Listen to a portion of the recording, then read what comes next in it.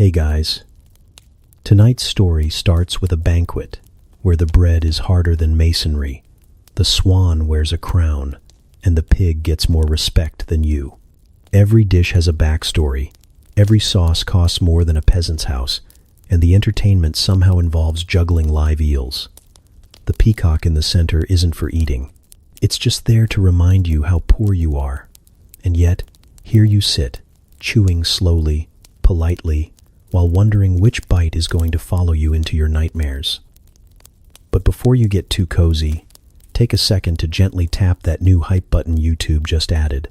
It really does help little guys like me push through the algorithm. And take a second to like the video and subscribe. But only if you genuinely enjoy this strange little corner of quiet storytelling. And drop a comment with where you're listening from and what time it is for you. It's strangely comforting to know who else is drifting off with us around the world. Now get comfortable, let the day melt away, and we'll drift back together into the quiet corners of the past. You wake to the sound of silver spoons clinking against porcelain, which is a confusing noise because you don't remember going to bed with anyone stirring tea at your bedside. But here it is. Clink, clink. Like a polite duel between spoons and sanity, you blink twice. The ceiling above you is painted with angels, or maybe ducks in wigs. It's hard to say without proper light. A breeze rustles the tapestry near your bed, carrying with it the unmistakable scent of roasted something, possibly fowl, possibly venison, possibly one of the house cats. If Cook got creative again, your limbs feel heavy, not from sleep, but from consumption. You are not hungry. You haven't been hungry since the feast of Street Rumwald, where you consumed enough custard to feel your ancestors weeping. But that means nothing. Hunger is not a prerequisite for eating. It is simply polite to chew on the hour. And it is very much the hour. A servant stands at the foot of your bed, holding a tray that may or may not be bending under the weight of an entire breakfast ham. He bows. You nod, weakly. That is the exchange. That is always the exchange. On the side table, a boiled quail's egg sits on a tiny pewter throne. No one eats it. It's ceremonial. It's been there 3 days. You are beginning to suspect it watches you. The bed is warm, lined with furs and filled with regrets. Your robe lies where it always does, draped over a wooden chair carved to look like a lion judging your life choices. You pull it on, slowly, like one might approach a bear in a sleeping bag. A second servant appears to hand you a damp cloth scented with rosewater and ambition. You wipe your face. The scent stays. So does the ambition, mostly because it isn't yours. In the corner, a fire crackles cheerfully beside a table, already burdened with food. There is a pie. No, 2 pies. One is open-faced and filled with what looks like pears and maybe remorse. The other is sealed shut, like a tomb. You know better than to ask what's inside. It's safer that way. You shuffle across the room, like a minor deity fallen from grace. The floor is cold. The rug has shifted overnight and bunched like an inconvenient prophecy. You trip over it anyway. The third servant in the room doesn't flinch. He's seen worse. Once he watched your cousin choke on a marzipan pig and still managed to serve custard with a straight face. You trust him more than you trust most family members. At the window, the light is soft and judgmental. A goose wanders past outside, honking like it has urgent business. It's probably right. You stare back at it, mildly ashamed. You are wearing one slipper and a robe embroidered with lions fighting dragons, which isn't very breakfast appropriate. But again, no one dares mention it. The chair groans as you sit. You groan louder. It's not a competition, but you win. On the table now, a wedge of cheese that looks like it's contemplating violence, 3 slices of blood sausage arranged like abstract art, and a bowl of something green that wiggles when you breathe too hard. A goblet of spiced wine rests beside it all. Morning wine, the kind with cinnamon, cloves, and the memory of last night's regrets stirred in. You sip.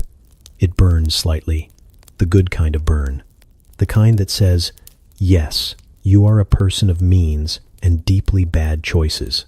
You pick up a spoon, not to use it, just to hold it, to remind yourself that cutlery exists. You try the sausage first. It tastes like iron and inherited wealth. The cheese follows. It fights back. You admire its commitment. You poke the green thing with the spoon. It quivers and does not answer your questions. A fourth servant enters.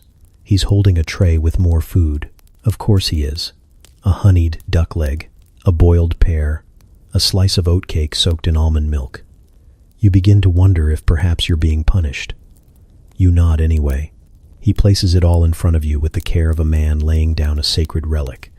Then he bows and vanishes into the stone corridor like a ghost who attended culinary school. You eat because you must. Not out of need, but out of decorum. Rich people don't eat when they're hungry. They eat when there's an audience, or when the calendar says it's time, or when someone offers them a meat pastry shaped like a castle. You chew, slowly, nobly. You wonder if this is what nobility is, chewing expensive things while pretending it doesn't make you sad. Your cousin enters without knocking. She's already dressed in 15 layers of velvet and judgment. She glances at your plate, your robe, your singular slipper, and smiles with all the warmth of a tax collector.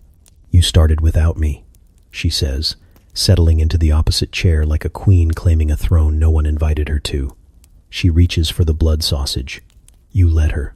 It is the closest you've come to mercy this week. The conversation is brief and meaningless. Weather, pigeons, the bishop's beard. You nod in the appropriate places. The duck is starting to look at you funny. Or maybe that's just the cloves. A bard begins to tune a lute somewhere in the hallway. He's early. He's always early. You make a note to complain about him, and then forget instantly because your cousin is now arguing about the proper way to salt a pheasant. You excuse yourself politely and rise with the grace of a man whose knees are filled with pie. The tray is cleared by the fifth servant you've seen this morning. He does not speak. He does not blink. You suspect he might be made of wax. Outside, the goose honks again, this time louder. It has found a worm. You envy it. Back in bed, you pretend to read a scroll about land management. It is upside down. No one notices. The leftover oatcake sits near the fire, slowly hardening into something that could serve as a building material. You yawn, not from exhaustion, but from the weight of digestion and expectation. Somewhere, someone is boiling fish in ale. Somewhere, someone else is planning your second breakfast. You lie back against the embroidered pillow and whisper the morning's final prayer. May the next thing be lighter, or at least involve fewer sauces. The quail egg watches in silence. You attempt to sit up. Mistake. Your spine makes a noise like someone stepping on an old scroll, and your right knee refuses to participate entirely. A tray has been placed across your lap with all the subtlety of a siege weapon. It is heavy. It is hot. It is filled with meat. Not just meat.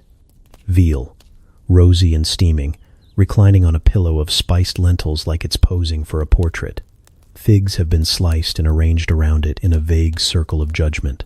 One has a clove stuck in it, presumably to make it festive. A sprig of something green attempts to look important. It is failing. Someone has garnished the entire thing with a feather. A feather. You stare at it. It stares back. You do not touch it. You are not supposed to question the feather. You glance to your left. The dog has eaten half your eggs, not metaphorically. He is sitting on your coverlet with one egg in his mouth and a second yolk smeared across his snout like war paint. His name is Sir Thomas, and he is, by all technicalities, a knight. He was knighted last summer by a lord with gout and a generous interpretation of fealty. There had been wine involved. Now Sir Thomas guards your chamber like a furry goblin, and occasionally bites footmen for breathing too enthusiastically. You let him keep the eggs. He's earned them. Outside, a bell tolls twice, morning prayer, or possibly a structural issue with the chapel. It's hard to tell anymore. You reach for the goblet beside your tray. It's filled with warmed ale, or possibly wine, or possibly broth pretending to be wine. You sip. It is all three. The flavor is somewhere between spoiled raisins and ambition. You drink anyway. Hydration is a noble pursuit. The veal steams. It dares you to eat it. You prod it gently with a spoon. The spoon bends. Not a good sign. You try the figs. They are sweet, soft, and slightly alarming. One contains a whole almond, which your teeth were not consulted about. You chew with caution and dignity. You succeed at neither. A servant appears. You didn't hear the door open. They never knock. He is holding a second tray. This one has a wedge of soft cheese, a pile of rye toast arranged in a small tower, and a dish of pickled onions that smell like resentment. He bows deeply, places the tray beside you, and withdraws without a word. You suspect he was once an assassin, and this is his penance. The cheese is daringly soft. It spreads like gossip and smells like someone's uncle. The rye toast is too sharp. The crust threatens the roof of your mouth like it has unresolved issues. The onions glare at you. You eat too. They bite back. The dog sneezes violently and then falls asleep with his entire body pressed against your thigh. You are pinned. The tray weighs more than your regrets and is just as persistent. A gust of wind pushes the curtains aside and sunlight slinks into the room like it's trying not to be noticed. It lands squarely on the veal, illuminating it like a relic. The feather trembles slightly. You resist the urge to throw it. Somewhere below, the kitchens are boiling something that sounds like it used to be alive and still remembers. A scullery boy yells. A hen screams. The castle continues living without you. It does not care that your toast has splintered into an architectural hazard. You make another attempt at the veal, this time with a knife that may or may not be ceremonial. It cuts, eventually, after some negotiation. The meat is tender, spiced with what might be cinnamon and guilt. You chew slowly, thoughtfully, as if it might be watching. You wonder briefly how long it's been since the piglet-shaped sugar sculptures were considered a luxury. Now there's one sitting on your napkin. You poke it. It crumbles slightly. You decide not to eat it. You've grown wary of things with faces. A knock finally comes. Late. Unnecessary. A young page peeks in, holding a scroll and a jug. He sees the dog, the eggs, the feather, and chooses to focus on the jug. "Syrup," he says, like he's offering salvation. You nod. He pours a little over the rye tower. It collapses. He doesn't flinch. You want to ask where the syrup came from, but you already know it's from somewhere expensive and sticky. Possibly France. Possibly a tree cursed by monks. The page bows, retreats. The door creaks closed. You stare down at your plate. It's less full now. The veal has submitted. The figs have scattered. The onions remain defiant. You try the cheese again, this time with toast. The texture is wrong. The flavor is divine. You eat more. The dog sighs in his sleep and kicks the air like he's chasing something. Probably geese. He hates geese. You lean back slowly, carefully shifting the tray to the table with the grace of someone disarming a trap. You exhale. The meal is not finished, but it is over. That's the best you can do. A small bowl of candied ginger sits near the edge of the table. You take one piece. It burns. It heals. It reminds you that your body is technically alive. You chew it slowly while staring at the embroidered ceiling, trying to remember if today is the day you meet with the steward or the day you pretend to be ill to avoid the steward. Outside, hooves clatter on stone. A cart squeaks. Someone yells about flour. The castle begins to hum with purpose. You are not ready for purpose. You are barely ready for shoes. The feather has migrated to the windowsill. It catches the wind and lifts slightly. You wish it well. The dog shifts, flops on his back, paws in the air. You reach out and scratch his belly. He growls, softly, affectionately, then farts with the confidence of royalty. You accept it. It is, after all, Breakfast. They bring you bread, not soft, forgiving bread like you once dreamed of, warm and yielding, and wrapped in linen like a sleeping saint. No, this bread is hard, not firm, not crusty, not pleasantly rustic. Hard. It makes a sound when placed on the table, like a small rock being introduced to gravity. It has corners. You pick it up. It fights back. You are not entirely convinced it isn't a repurposed building material. You drop it onto the tray with reverence and fear. Beside the bread is a trencher. You are told this is the plate. You nod because you are noble and thus fluent in nonsense. The trencher is a thick slab of stale bread, carved into a general plate-ish shape by someone who clearly hates both bread and you. It has absorbed the juices of meats long since eaten. You stare at it. It stares back, soaked in gravy and generational trauma. You are supposed to place your meal upon it. You are also, later, expected to eat it. This is considered practical. You consider it a threat. A servant adds another loaf to the table, this one taller, like someone baked ambition into it. It is referred to as manchette. It sounds French. You forgive it slightly for that. It's lighter, finer, fluffier in a medieval way, which means it only has the density of a small brick rather than a large one. You break it open, steam escapes, or possibly a ghost. You eat a piece the size of a thimble and pretend you're full. Everyone else does. The dog watches you. He is eyeing the trencher. He knows you won't eat it. No one ever eats the trencher unless they're drunk, lost a bet, or were born with a fondness for damp crust.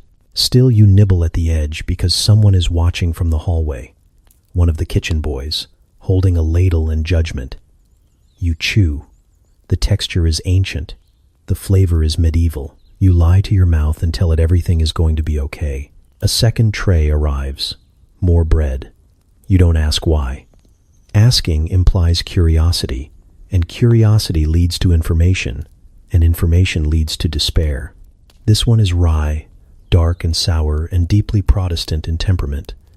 It smells faintly of old church pews and possibly horse. You eat a corner. Your teeth negotiate. They file a formal complaint. Another loaf is placed down. A coarse barley round. This one crumbles slightly, like it's ashamed of itself. It is a peasant's bread, they whisper, even though it has arrived in a silver dish.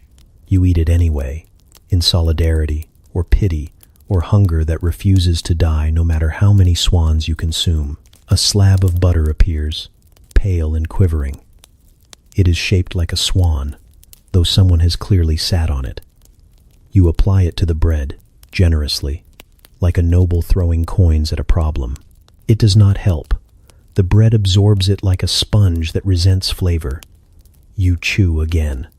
The servant clears the crumbs before they hit the table. You begin to suspect he is trained in some kind of culinary divination. The cheese returns. You did not ask for it.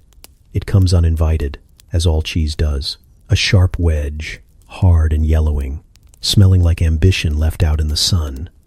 It's meant to go with the bread, you're told. You nod.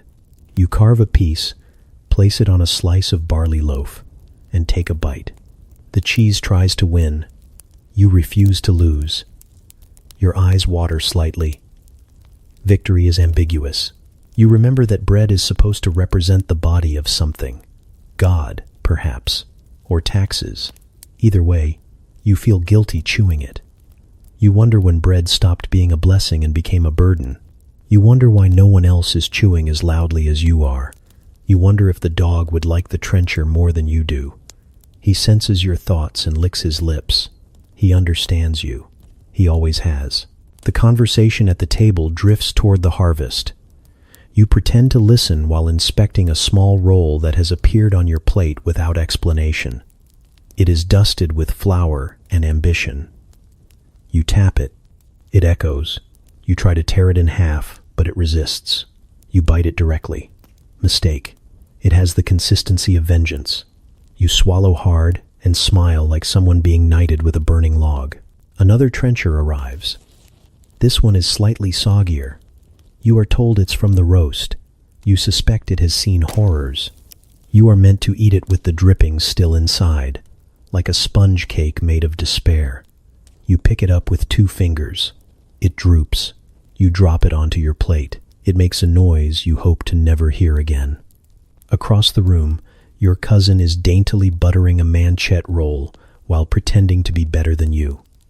Her bread is lighter, warmer, clearly favored by fate. She catches your eye and smiles sweetly, the kind of smile that comes with hidden knives. You nod back and pretend your trencher isn't sagging into your goblet. The priest arrives for his portion. He says grace again, even though the bread has already committed sins. He takes the barley, blesses it, and dips it into something red.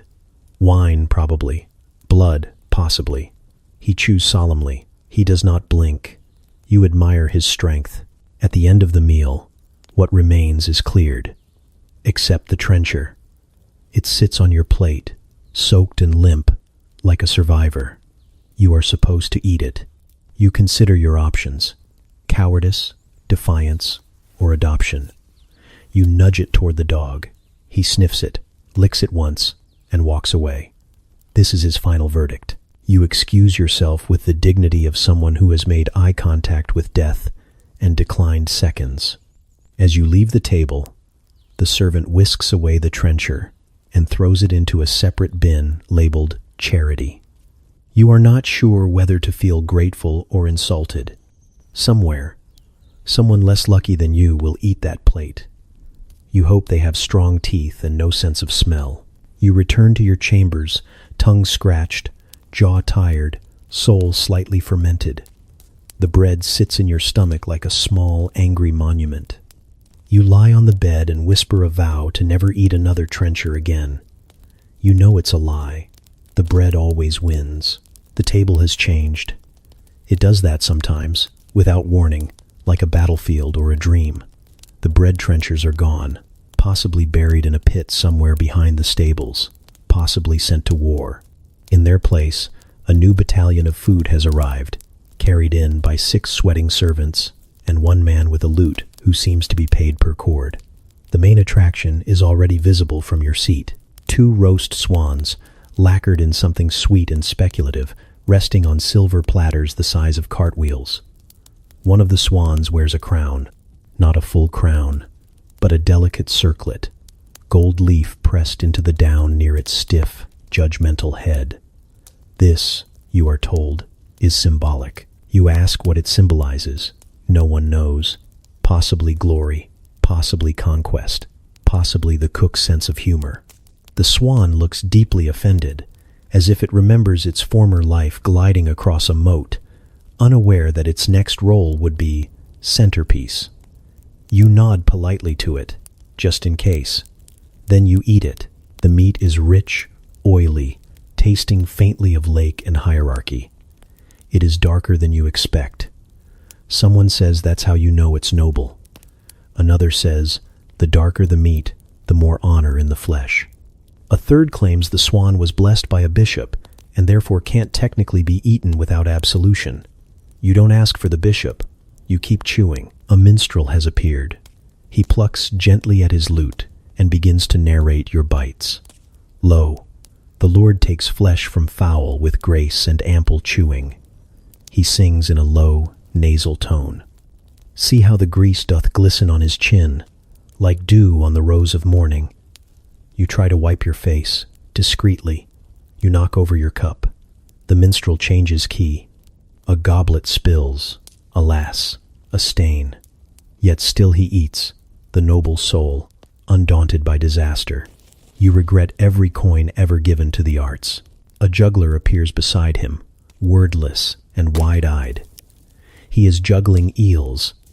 Not cooked eels, not symbolic eels, live ones. They twist mid-air like furious ropes. You have never seen an eel juggler. You are not sure you want to again. He smiles at you, a thin and greasy smile. You clap, because that's what you do when someone endangers themselves for your amusement. One eel slips. It hits the table. It slaps against the trencher bowl. It flops twice and vanishes under the tablecloth. The juggler freezes. The eel wins. You resume eating. More dishes arrive. A pie, this one taller than your wrist, containing a mystery you are told is Heron and Friends. A bowl of green sauce that tastes mostly like regret. Small game birds stuffed with something you don't identify, wrapped in bacon, tied with string, and presented on a wooden plank that may or may not be an old door. The servant sets it down and backs away like it might explode. You watch it for a moment. It does not. Sir Thomas the dog appears under your chair. He has eel slime on his snout. You choose not to ask. He rests his chin on your boot and waits. You sneak him a bite of the Heron Friend pie.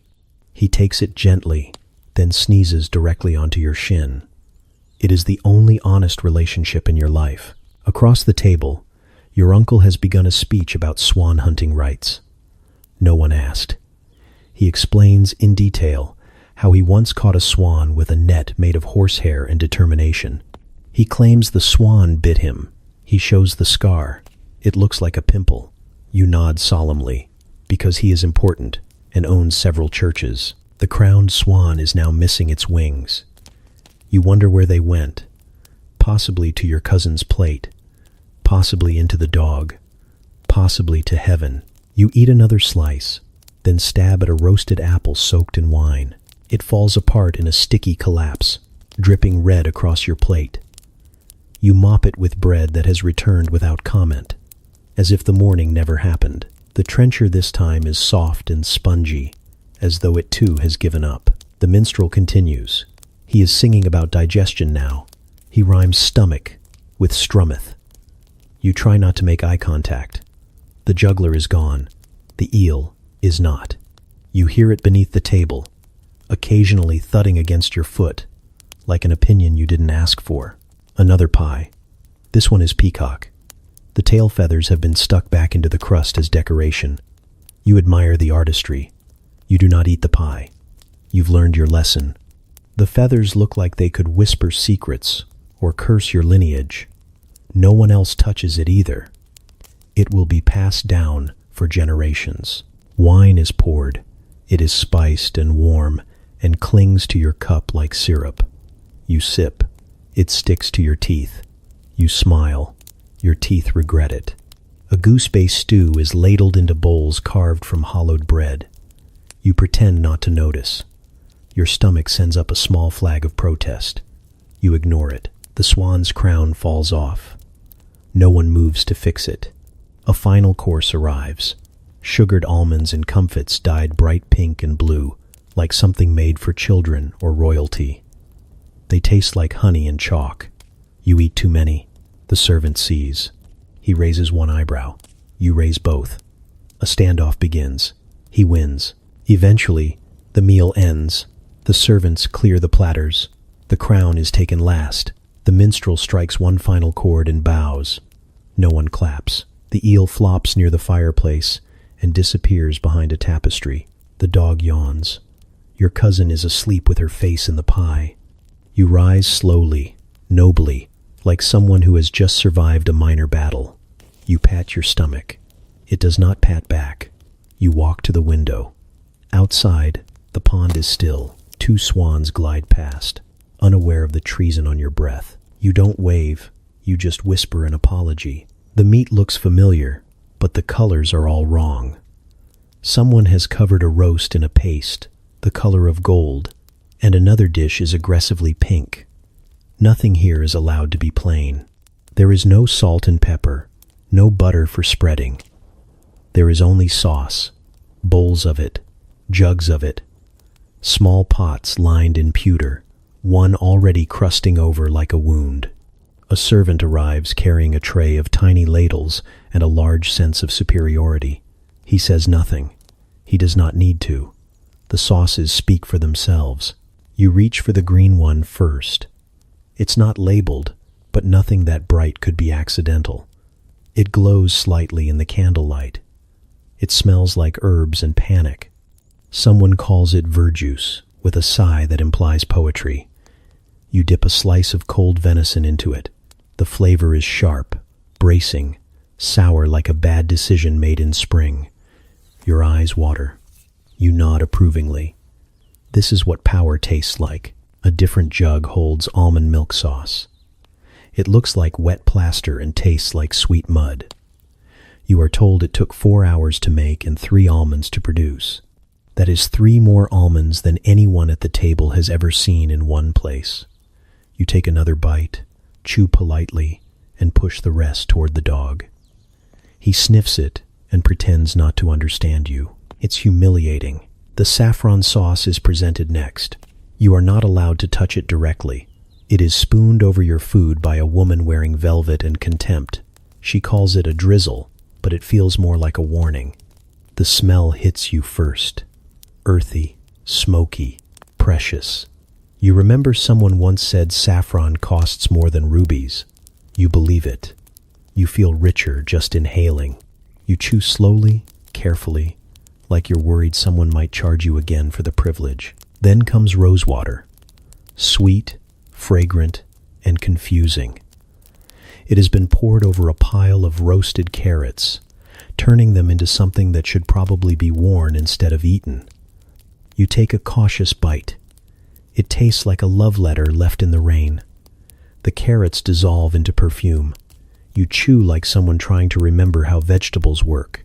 Across the table, your cousin dips a fig into the same sauce and eats it with her eyes closed. You envy her commitment. Vinegar is offered as a palate cleanser. You do not ask from what. It arrives in a small ceramic cup, dark and sour and bubbling with ambition. You sip. Your mouth tightens. Your soul leaves briefly and returns wearing a coat. You say, out loud because someone is watching. The vinegar watches back.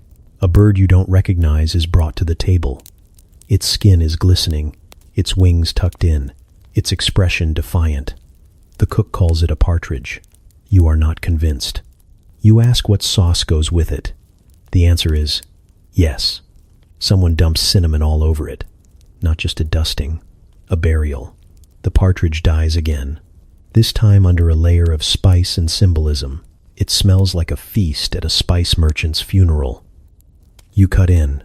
The meat is tender, gamey, coated in a sweetness that sticks to your molars and your memory. You chew. It lingers. It haunts. Another sauce arrives. No one tells you what it is. It's pale, slightly greenish, with the consistency of ambition left out in the sun. You dip a crust of bread into it. It tastes like pine needles and grief. You like it more than you expected. You don't ask again. You notice that no one is eating anything plain. That's not allowed. Everything must be dipped, marinated, steeped, infused, or drowned. Food is not to be tasted. It is to be transformed. Your meat is nothing until it wears a new skin. Your vegetables are naked without a glaze. Even the trenchers are being used to sop up whatever's left. One lord across the room spoons sauce directly into his mouth like a peasant with something to prove. You try the violet sauce. Just once. It tastes like crushed flowers and regret. You feel your ancestors judging you. You take another bite. It grows on you. Possibly literally. You begin to see the rules. The more expensive the sauce, the less of it you actually want. That's the point. This isn't about flavor. This is about theater. About telling the room that someone spent an hour grinding spices from a continent they can't pronounce, so your chicken could taste vaguely of mystery. It is about hierarchy. Your tongue is no longer a tool. It is a ledger. The saffron returns. This time, on a custard. You are not emotionally prepared. The dish is warm, thick, golden, and unsettling. You eat it anyway. It tastes like honey, milk, and debt. You want to cry? You don't. The dog licks your fingers when you reach for another sauce. It's unclear whether he's helping or asking for help. You hand him a crust soaked in almond milk, and he eats it with the weary resignation of someone who has seen too much. He does not look you in the eye again. A servant replaces your bowl of green sauce with a fresher one. You didn't ask. They nod as if they've done something heroic. You nod back. This is diplomacy. You look around the table. No one is eating the same thing. Everyone is dipping, drizzling, pairing sauces like alchemists. Someone is layering rosewater over pickled pears. Another is combining vinegar with dried plum paste and declaring it bold. A woman with teeth like stained glass is sipping a spoonful of broth with saffron and murmuring about Venice. You think she's never been to Venice. You think the broth has. You finish your meal with a spoonful of something labeled simply black sauce. It is thick. It is sticky. It tastes like treacle and secrets. You are certain it has no name in any human language. You close your eyes. You float. When you open them, the table is a battlefield of bowls and jugs, half empty and half spilled. The swan crown has been dipped in honey for reasons unclear. The air smells like 10 kinds of decision-making. You rise, lips stained, fingers sticky, stomach confused but obedient. Sauce is status, and you are drowning in it. The pepper arrives in a box locked with iron clasps. You watch as the steward turns a key around his neck and lifts the lid like he's unveiling a relic. Inside is a small pile of black dust. Not much, maybe 2 teaspoons, if you're feeling generous or dishonest. You lean in to sniff it. It smells like power. Not metaphorical power. Not the idea of influence. Actual power. It smells like caravans and bribes and someone getting stabbed over a shipping manifest. It smells like everything you own. The steward lets you hold the pepper for a moment, just to feel it. It's warm from the sun, or from being worth more than your cousin's dowry. You pretend not to care. You hand it back with a nod that says, "Yes, I too am familiar with wealth in powdered form." The steward replaces the lid and locks it again. You do not see the pepper again for several minutes, which is how long it takes them to grate exactly 1/2 a pinch over your goose. It changes everything. The meat becomes mysterious. It whispers stories to your tongue. You chew like someone guarding a secret. Across the table, your uncle is bragging about his access to cinnamon. He says it comes from a special tree tended by monks who only speak in riddles. You know this is false. Cinnamon comes from Sri Lanka. You don't know where Sri Lanka is, but you've heard of it. You nod anyway. He could die at any moment, and you don't want your last conversation to be about bark. A bowl of stewed pears arrives, gently steaming under a lace of cloves. You are told each clove is worth a chicken. You eat 6. You briefly wonder if you've just bankrupted a village. The pears are sweet and spicy and slightly aggressive, like a poem you don't fully understand but feel obligated to admire. You want more. The steward says no. The steward is probably right. A page brings a tiny vial to your place. It contains saffron, real saffron, threads like dried sunbeams curled into a golden tangle. You sprinkle it slowly, deliberately, like someone hurling coins into a peasant's bucket with one hand while composing a sonnet with the other. The threads fall onto your trout in tiny curls, transforming it from food into something vaguely holy. Someone gasps. It might be you. Nutmeg appears next. The nut itself is shown around like a relic, cradled in cloth, passed hand to hand so everyone can nod at it. One guest claims it cures everything. You believe him, because he's wearing gloves made entirely of fur and smells faintly of confidence. The nutmeg is grated into a jug of warm milk with honey, cloves, and a whisper of mustard seed. It is served in tiny cups, like a potion. You sip. Your throat burns gently. You feel healthier, or possibly wealthier. At this point, you're not sure there's a difference. Someone sneezes. Conversation stops. Heads turn. The sneezer, your cousin's second husband, possibly named Reginald, possibly irrelevant, looks around with the desperate eyes of a man who has just destroyed the economic balance of the table. The steward frowns. You all wait. I believe it was the ginger, he says, gesturing toward a bowl of stewed duck legs spiced into transcendence. The ginger is strong, sharp, and not quite legal in 3 territories. Someone nods. The fine is issued. 2 shillings. It is paid in silence. You chew your duck slowly, thinking of pirates. Ginger comes from lands with elephants and rivers that glow. You picture a man dying just to get it onto a boat. You do not stop chewing. Cardamom is mentioned in a hushed tone. No one sees it, but someone claims it's in the custard. You eat the custard. You cannot tell. You say it is divine. Everyone agrees. No one admits they have no idea what cardamom actually tastes like. Your goblet is refilled with spiced wine. It has cinnamon, clove, and possibly something illegal. You sip. You see colors. Your cousin whispers that she once traded a dowry goat for a box of mace. You are impressed. The goat probably wasn't worth much. A tray of sweets arrives. Fritters, honey-drenched and shimmering with crushed anise. A tart with saffron custard so vibrant it could lead a procession. A single preserved cherry that has been spiced with pepper, rolled in sugar, and presented in its own bowl. You are allowed one bite. It costs more than your bed linens. You ask where the spices come from. Someone says Arabia. Someone else says Cathay.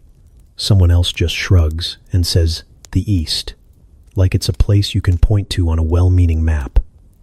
You nod like you've been there. No one presses. Everyone is lying. The juggler returns. This time he juggles 3 sacks labeled pepper, nutmeg, and hope. The sacks are empty. The humor is noted. No one laughs. Spices are not a joke. You are offered a choice of sauces again. One has cinnamon, another has galangal. You pretend to know what galangal is. You choose both. The flavors argue. You eat them anyway. The steward retrieves the pepper box. He counts what's left. You watch. It is almost reverent. He snaps the lock shut with a sound like finality. You wonder if you'll dream about it. You suspect you will. Later, in your chamber, you smell your fingers. They smell like everything rare, like things brought across oceans, like sweat and silk and someone being stabbed over a crate. You wipe them on a cloth embroidered with roses.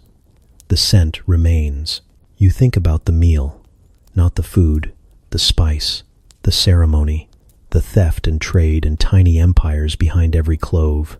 You feel full, but not with meat. You are spiced, and therefore safe. The pig arrives like a warship, borne on a wooden plank the size of a small boat, flanked by 2 squires and a boy whose only job appears to be dramatically lifting the tapestry that conceals its entry. It is not merely a roast pig. It is the pig, golden, lacquered, shiny with its own ambitions. Its hooves have been buffed. Its ears curl like ornamental scrollwork. It smiles because someone arranged it that way. Its eyes, slightly glassy, suggest that digestion will be a negotiation. 1. You will not win. The apple in its mouth is absurdly red. Too red. You know it's a lie. It is not for eating.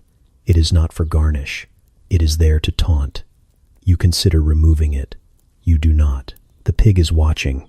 Someone announces the pig with a trumpet. Not a proper fanfare, just one flat note that sounds like someone sat on the horn.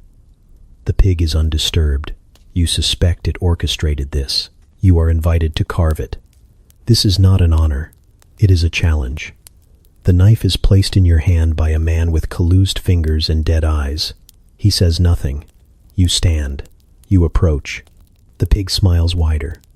You nod, out of respect. It does not nod back. You carve. The skin cracks like parchment, revealing layers of fat and meat, and something indefinable, possibly spiritual. Steam rises. Someone sighs. Someone else whispers a prayer. You place a slice on your plate. It glistens. It mocks. You sit. You try to begin a conversation with your neighbor about the weather. He is staring at the pig.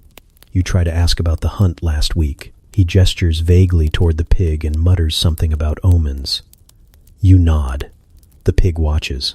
Your first bite is sublime. Rich, tender, faintly smoky, as though the animal spent its final hours basking in some forested afterlife. The apple's scent is misleading, sweet and harmless. But the meat beneath it is ancient, clever, and vaguely accusatory. You take another bite. It tastes like consequences. A bard begins to sing. Not about you, about the pig. It has a name now, Sir Porkalot. He tells a tale of its adventures.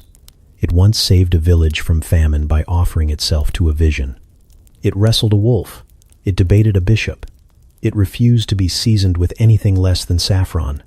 Everyone claps. The pig does not.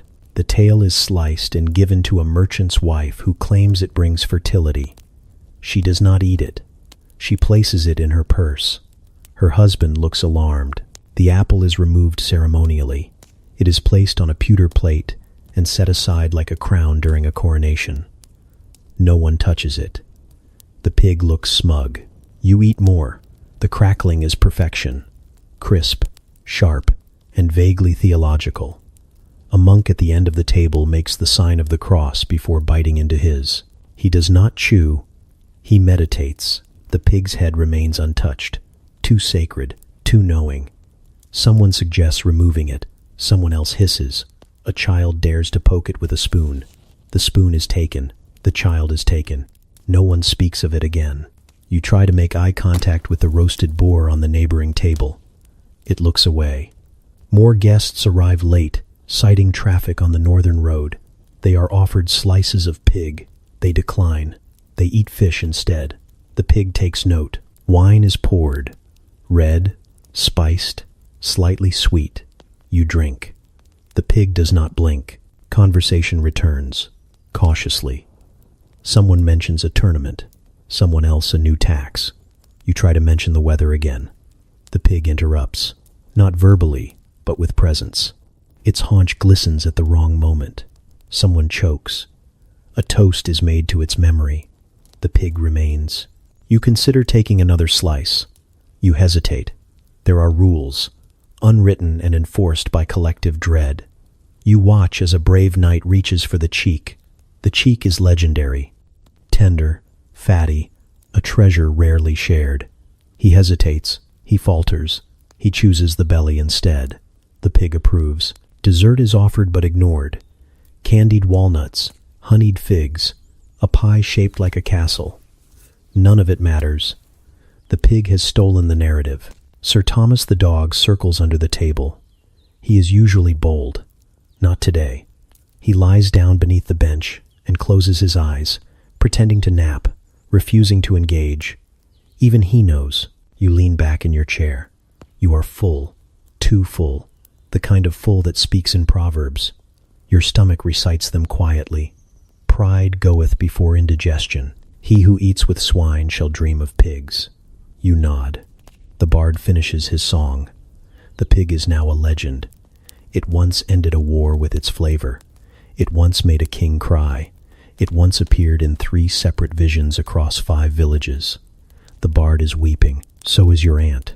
The servants approach to clear the table. They hesitate before the pig. One bows. One apologizes. It is lifted gently, reverently, and borne away. The apple placed back in its mouth like punctuation. The table feels emptier than it should. The tapestry falls. The pig is gone. The silence lingers. You stare at your empty plate. You feel like you've read a very good book, one that ends with a question. You want to talk about it. No one does. You look around. Everyone is processing. The pig had the last word, and it said everything. The peacock arrives not on a platter but on a platform, as if it expects applause. It receives none, but that doesn't matter. The feathers shimmer unnaturally, glinting like accusations in jewel tones. Blue, green, purple, and something that might be gold or might be varnish. The bird's body has clearly been roasted, but the head is suspiciously lifelike. Its eyes are open, wide and glassy, with the expression of someone who once had power and has not yet accepted their fall from grace. No one eats the peacock. It's positioned in the center of the high table, flanked by fruits that exist solely for contrast. A pomegranate has been sliced artfully open beside it, bleeding onto a doily like a decorative crime scene. There is a ribbon tied around one leg. It is embroidered. You wonder if the bird had a name in life. You wonder if it demanded one in death. You are told this is not an entree. It is a display of abundance. You think of the pig. You think of the pigeon. You think of the pie that breathed. You are rapidly learning that nothing here is what it seems, except the bread, which is reliably terrible. The peacock glistens under the candlelight. Oil has been brushed across its roasted chest, creating an illusion of freshness, of vitality, of readiness. But no one reaches for it. No one moves. A boy approaches with a knife. He is not a servant. He is a guest, possibly a cousin, possibly a fool. His hand stretches toward the bird, and time slows. A murmur passes down the table, not a protest, just an acknowledgement. The way one might react to thunder in the distance or a door creaking open in an empty house. The boy touches a wing. Feathers shift. The bird does not move, but the atmosphere does. A steward steps forward without urgency, but with absolute purpose. He leans down. He whispers. The boy rises. He is not seen again. You hear later that he has joined a monastery 3 counties over, one of the stricter ones. Cold stone, no sauces, vows of silence, and porridge made from root vegetables and regret. No one speaks his name. No one needs to. The peacock watches. You stare at your own plate, where a less dramatic bird has been dissected and served with barley and raisins. It tastes like obedience. You chew slowly, carefully, as if to demonstrate your lack of ambition. The peacock gleams in your peripheral vision. Someone jokes that it would taste terrible anyway. Dry, stringy, perfumed like someone's aunt. Another person claims the feathers are reused each year, stored in a velvet-lined box with their own steward and a documented lineage. A third claims the bird isn't even real, that it's a wooden frame stuffed with something unholy and lacquered into performance. No one knows the truth. No one asks. That is not the point. The point is to look at the peacock and remember who you are not. The minstrels sing a song with too many verses about a knight who tried to eat one at a feast in York. He lost his title, his land, and his sense of smell. You do not know if it's a parable or just a warning wrapped in a melody. The knight's name rhymes with hubris. You take the hint. Your neighbor passes you a tray of artichoke hearts marinated in something spicy and seasonal. You take 2. They are excellent. You compliment the cook. He thanks the garden. You both pretend the peacock isn't there. The feathers shift in the breeze from a nearby window. They rustle softly.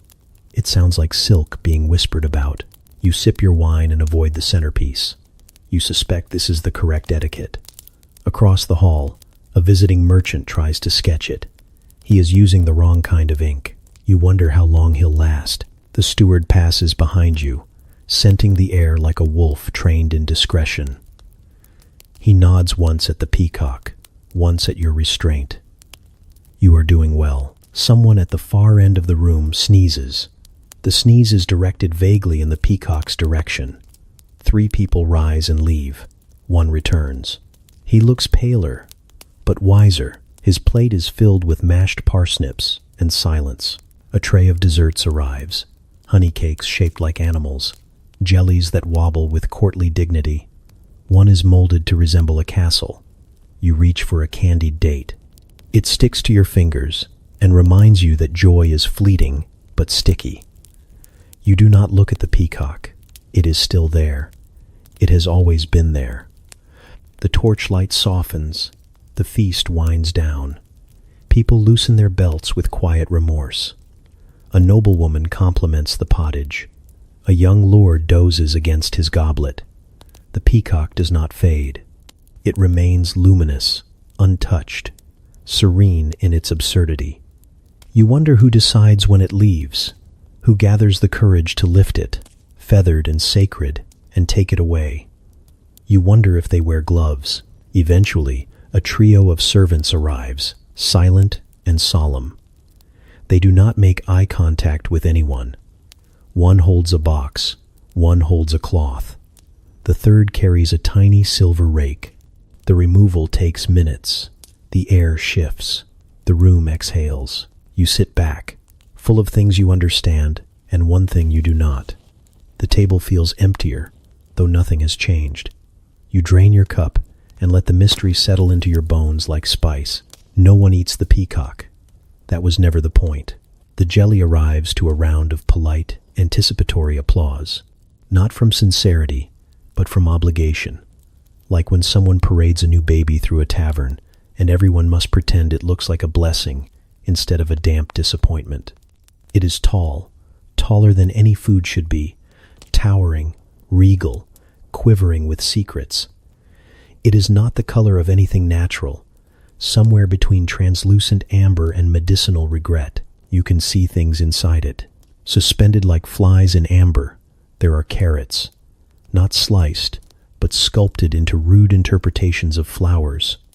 Next to them, boiled eggs, halved and facing outward like watchful eyes.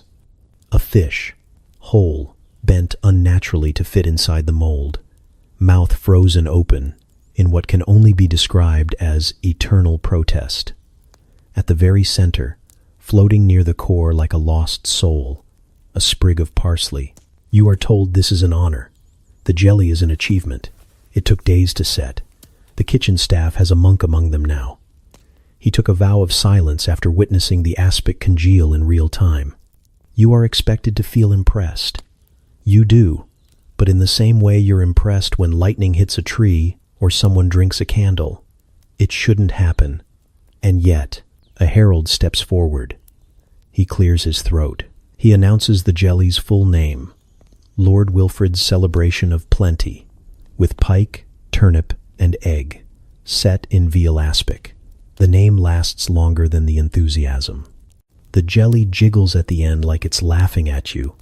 You stare back. It wins. You are given a slice. It resists the knife, as if it knows. The texture is somewhere between cathedral window and cartilage.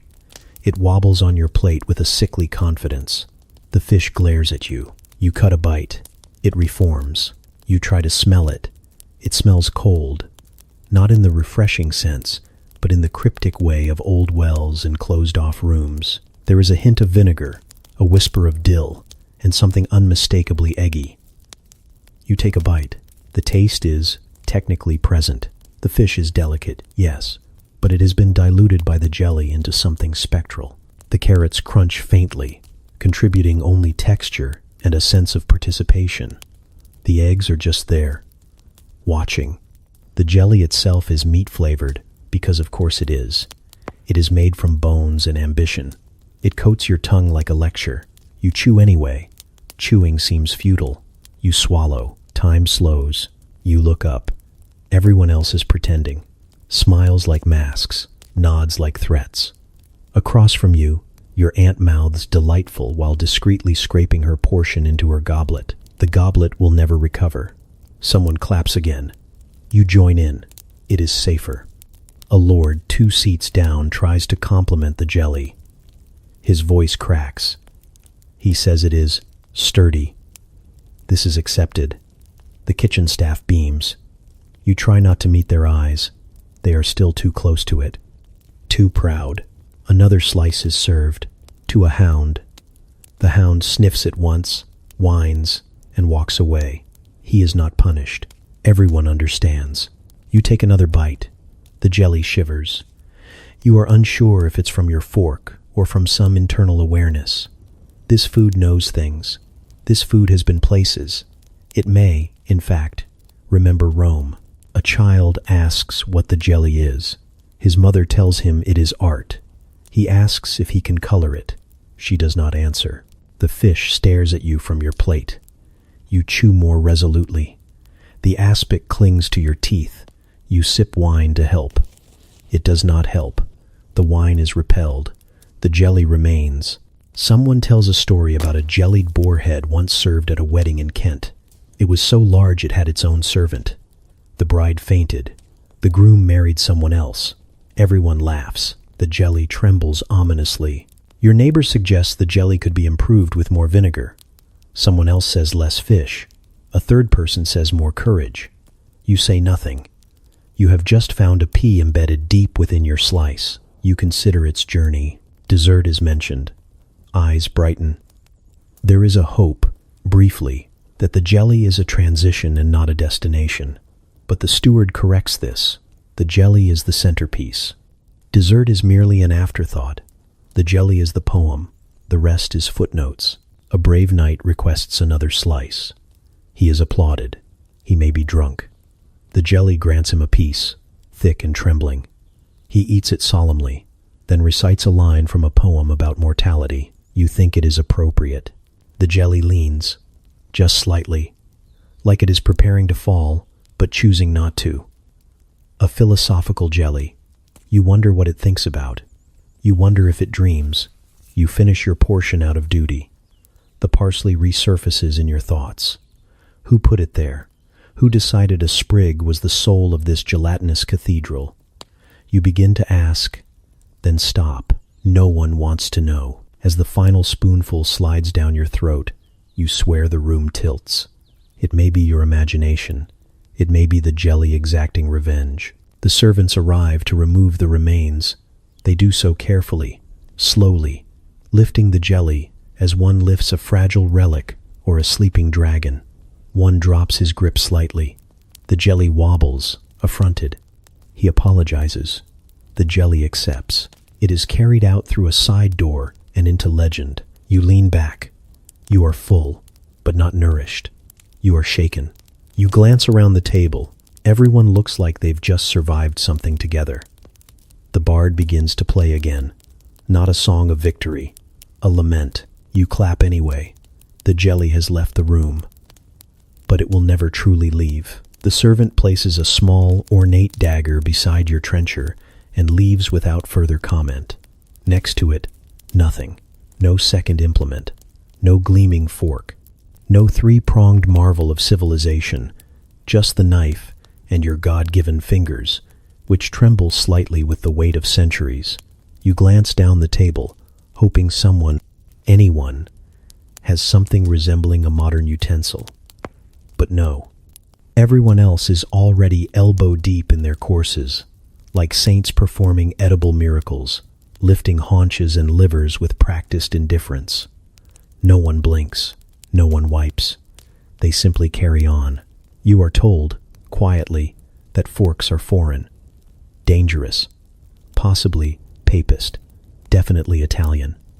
You must never let yourself be seen using one, or risk rumors that you love geometry too much. One guest once brought a fork. She is now remarried, to a Florentine, in exile. You look at your food. It is small, composed, and quietly malicious. A roasted quail leg, glistening with a suspicious glaze. It perches atop a mound of something green, possibly peas, possibly envy.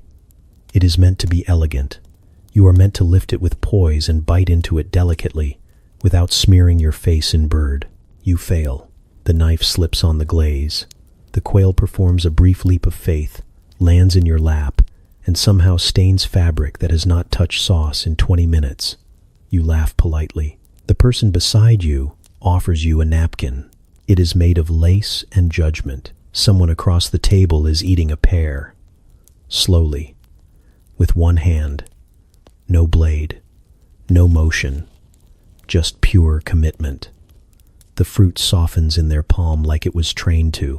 You don't see any teeth, but you know they're involved somehow. You try not to watch. It feels private. You return to your knife. You try again. The quail does not escape this time, but it resists, its tiny bones rebelling against division. You snap one by accident. It makes a sound like a violin string breaking. Someone to your left whispers, "Bravo." You do not feel brave. The sauce drips. You catch it. With your thumb, there is no shame. You are told this is how nobility eats, with fingers, with confidence, with soft, wet authority. The fingers must be visible. They must gleam with oils and roasted essence. Clean hands suggest illness or treason. The king once banned soap at table for a fortnight to catch a thief. It worked. The thief had clean hands. He now has none. Your fingers are no longer yours. They belong to the meal. You pick up a grape. It bursts. You pretend it was intentional. Someone offers you a fig. You decline. Figs are for dessert or subterfuge. You are not ready for either. The conversation turns to spices, as it always does. A duke complains about the rising price of cinnamon.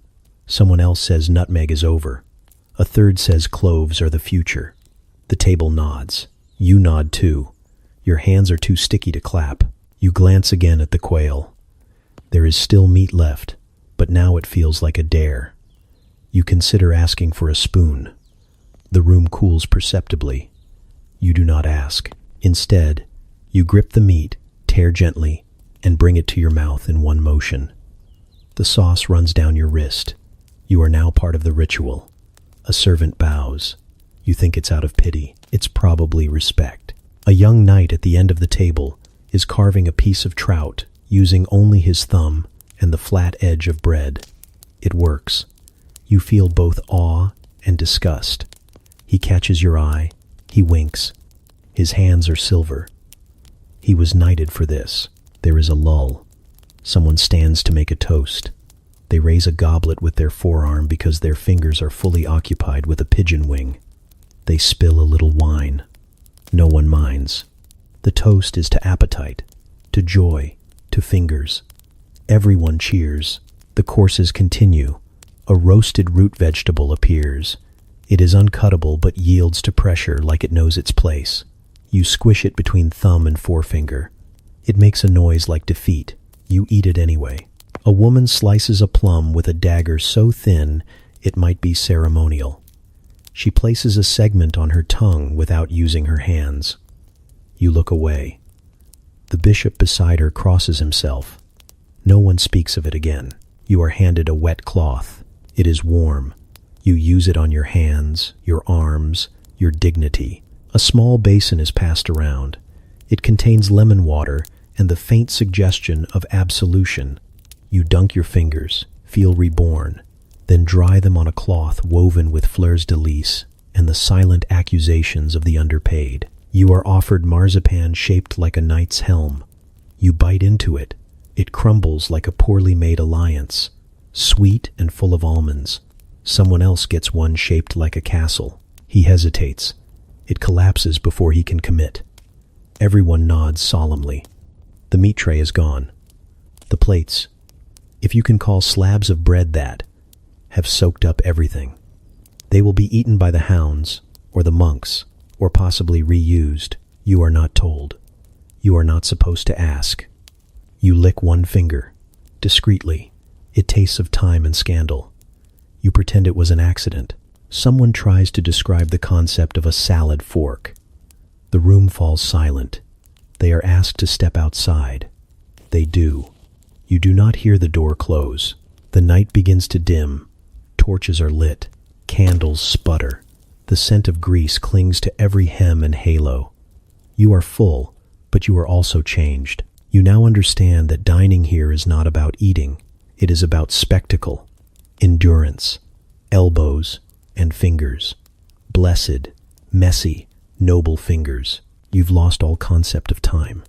The sun has moved. The shadows stretch across the hall like exhausted cats. Your goblet has been refilled so many times you suspect it's enchanted. Your seat is warm, not from comfort, but because your body has settled into it like dough. You don't remember the first dish, or the second. You only remember the moment the music slowed and the pies began their parade. There is no end. A goose pie arrives, golden and puffed, steaming like it contains secrets.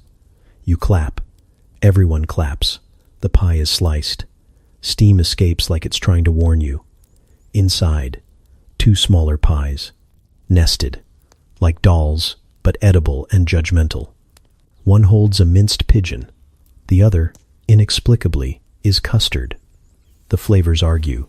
You do not intervene. Then the venison pie. It's shaped like a crown. Someone whispers that it cost more than a vineyard. It smells like spice and ambition. When carved, the crust falls open to reveal meat so tender it apologizes for being hunted. You chew slowly. It feels intimate. Another pie arrives. It's jiggling. You pray it's not jelly again. It's not. It's eel, curled into spirals like nature's version of a cautionary tale.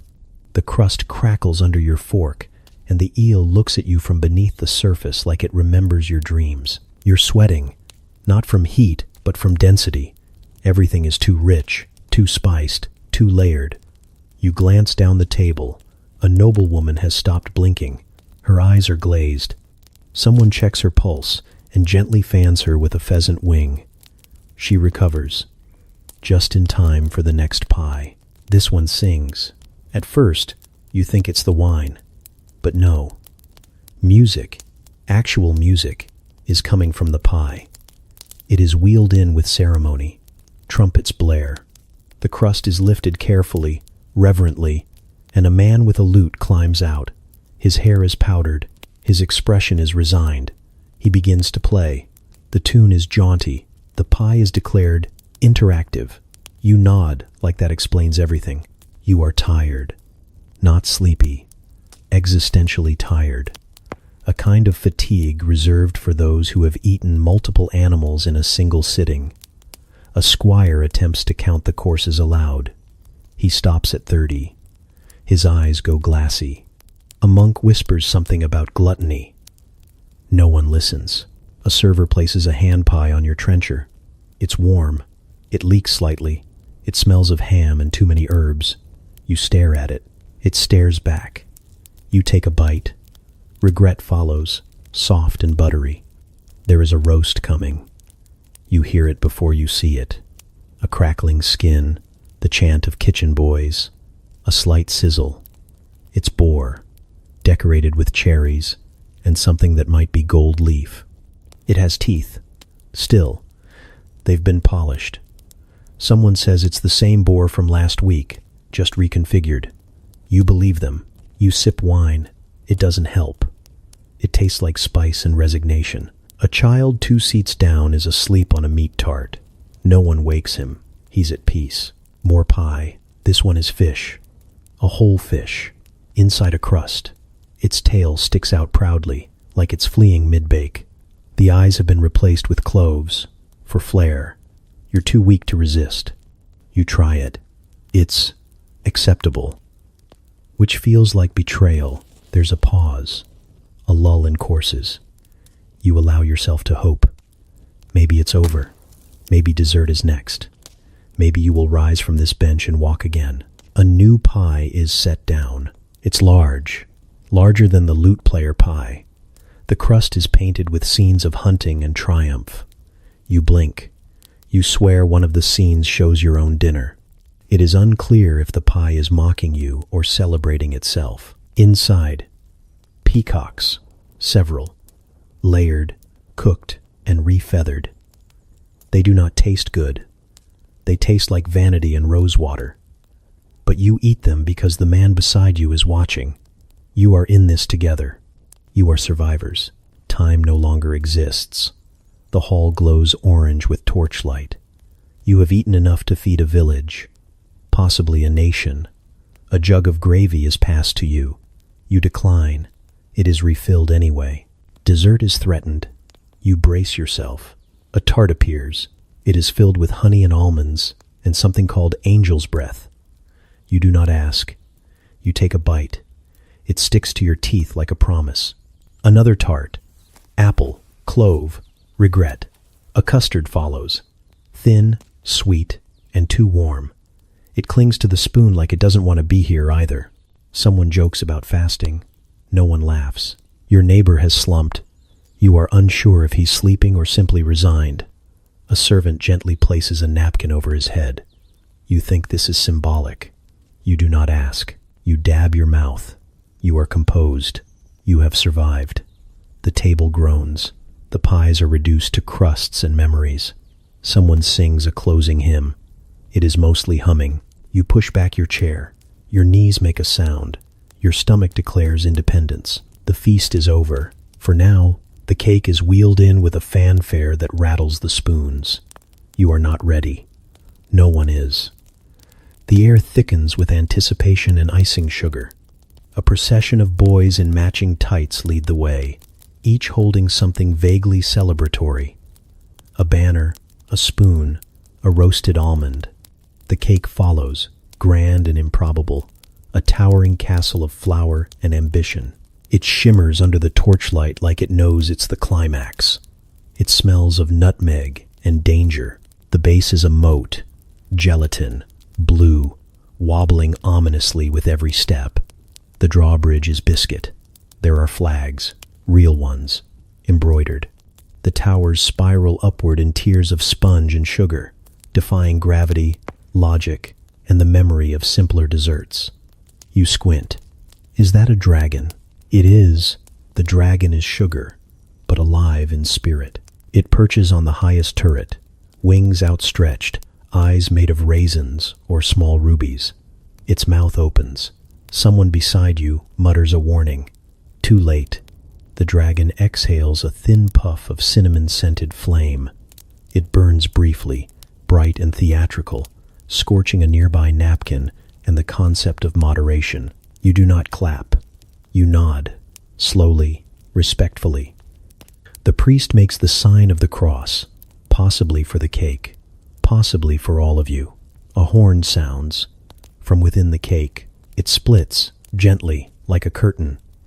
Two halves glide open on hidden wheels, revealing an interior stage and a pair of sugar sculptures mid-duel. Knights. One wears marzipan armor, polished to a sheen. The other has spun sugar wings, which feel like an unfair advantage. They move in jerky, mechanical fashion, clashing swords made of hardened caramel. One loses an arm. It bounces off the table and lands in someone's lap. She keeps it. A nobleman whispers, "It's symbolic." You ask, "Of what?" He just smiles, the way rich people do when they've had more wine than reflection. The priest declares it a lesson in humility. Or gluttony. He's not sure anymore. He has frosting on his collar and a vague expression of defeat. You are asked to slice it. This is an honor, or a test, or a trap. You rise. A ceremonial knife is presented to you. It is far too long and far too heavy. You raise it like you've trained for this moment. You haven't. The table hushes. Someone somewhere hums a hymn. You plunge the blade into the outer wall of the cake castle. It collapses, immediately and without dignity, into a heap of sponge and regret. A gasp. Then applause. The cake is not dead. It is served. Each slice is a different flavor. No two match. Yours tastes like clove, orange, and the memory of a debt unpaid. Someone else's is almond and rosewater. Another claims theirs is beef. No one challenges this. It is the Middle Ages. Anything is possible. The sugar knights are distributed to children. They fight again, briefly, on the floor. The marzipan one is eaten. The winged one ascends to a windowsill and waits. You chew slowly. Your mouth is full of architecture. There is a piece of rampart lodged in your molar. You try to remove it discreetly with the tip of your tongue, but it fights back. Your tongue yields. This, too, is symbolic. The gelatin moat has begun to melt. It spreads across the table, creeping into the cracks between platters and lives. A servant attempts to stop it with a pewter goblet. It fails. The gelatin claims a trench of raisins and part of the linen. It is never spoken of again. A man stands to praise the baker. He quotes a saint or a menu.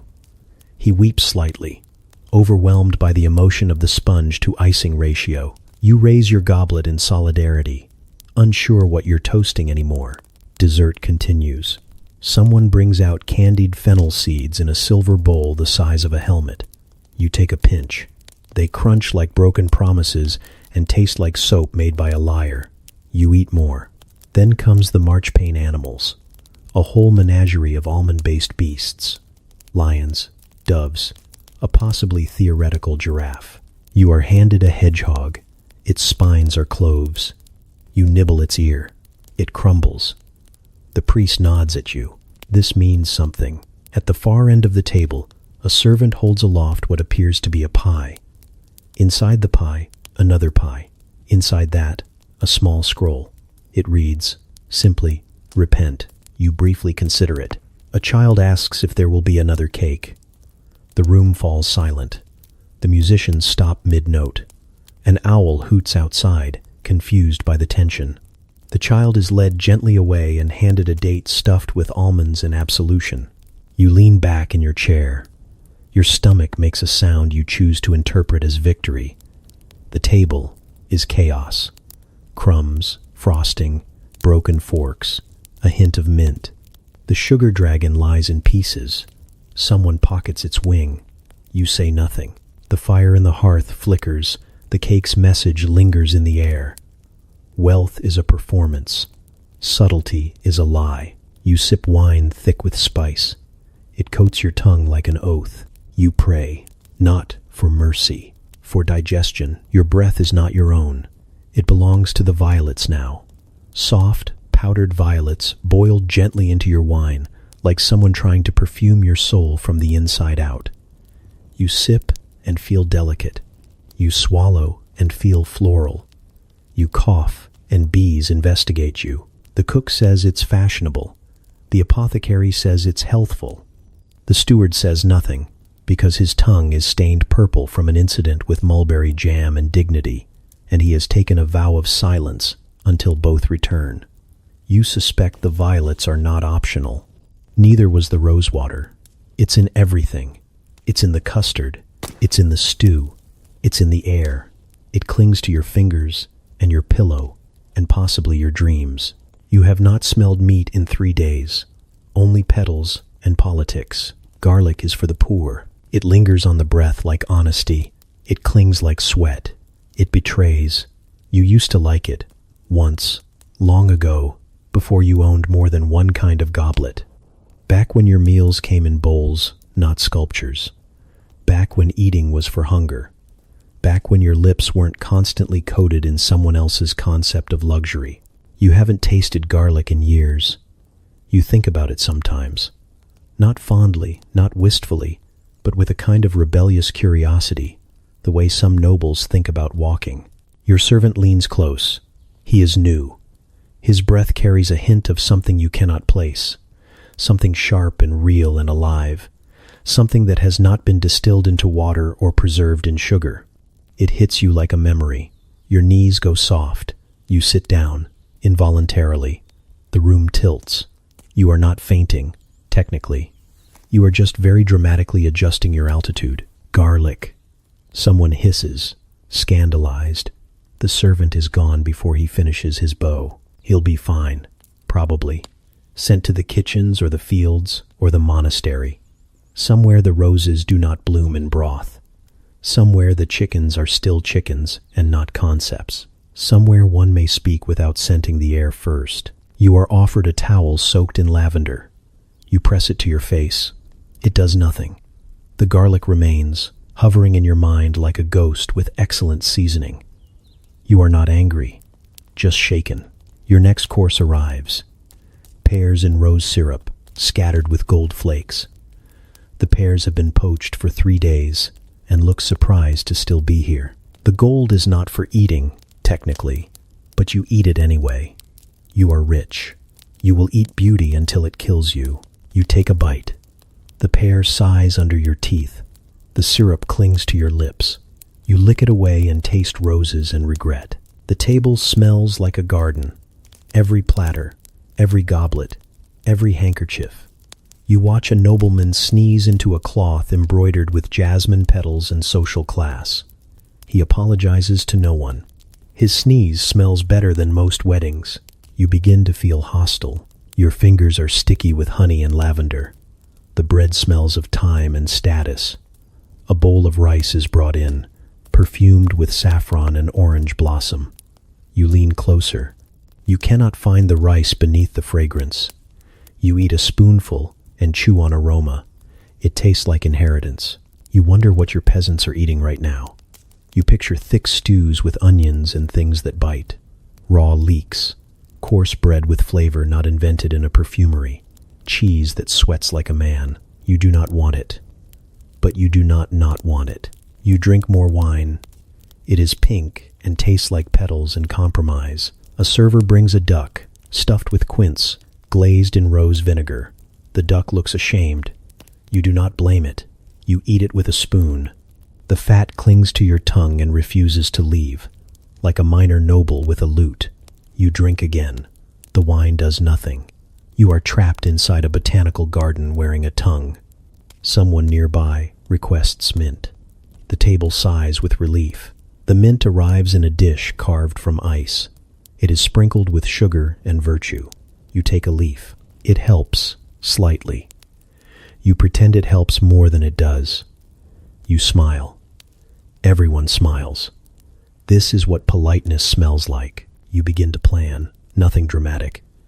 You're not going to run away to the garlic fields, but perhaps a picnic, a private one, with hard cheese and coarser bread and a single clove hidden like contraband. You'll eat it in secret, perhaps in the stables. Let the horses judge you. They already do. For now, you eat another petal. It tastes like prestige. You do not faint again. But it's a close thing. The cheese arrives with no warning, no fanfare. Just a quiet procession of plates and a flicker of apprehension from the servants, like they know what's about to happen and can't stop it. You sit straighter. This is the moment your ancestors feared. The tray is round, of course, because symbolism is important, and medieval geometry hasn't invented corners yet.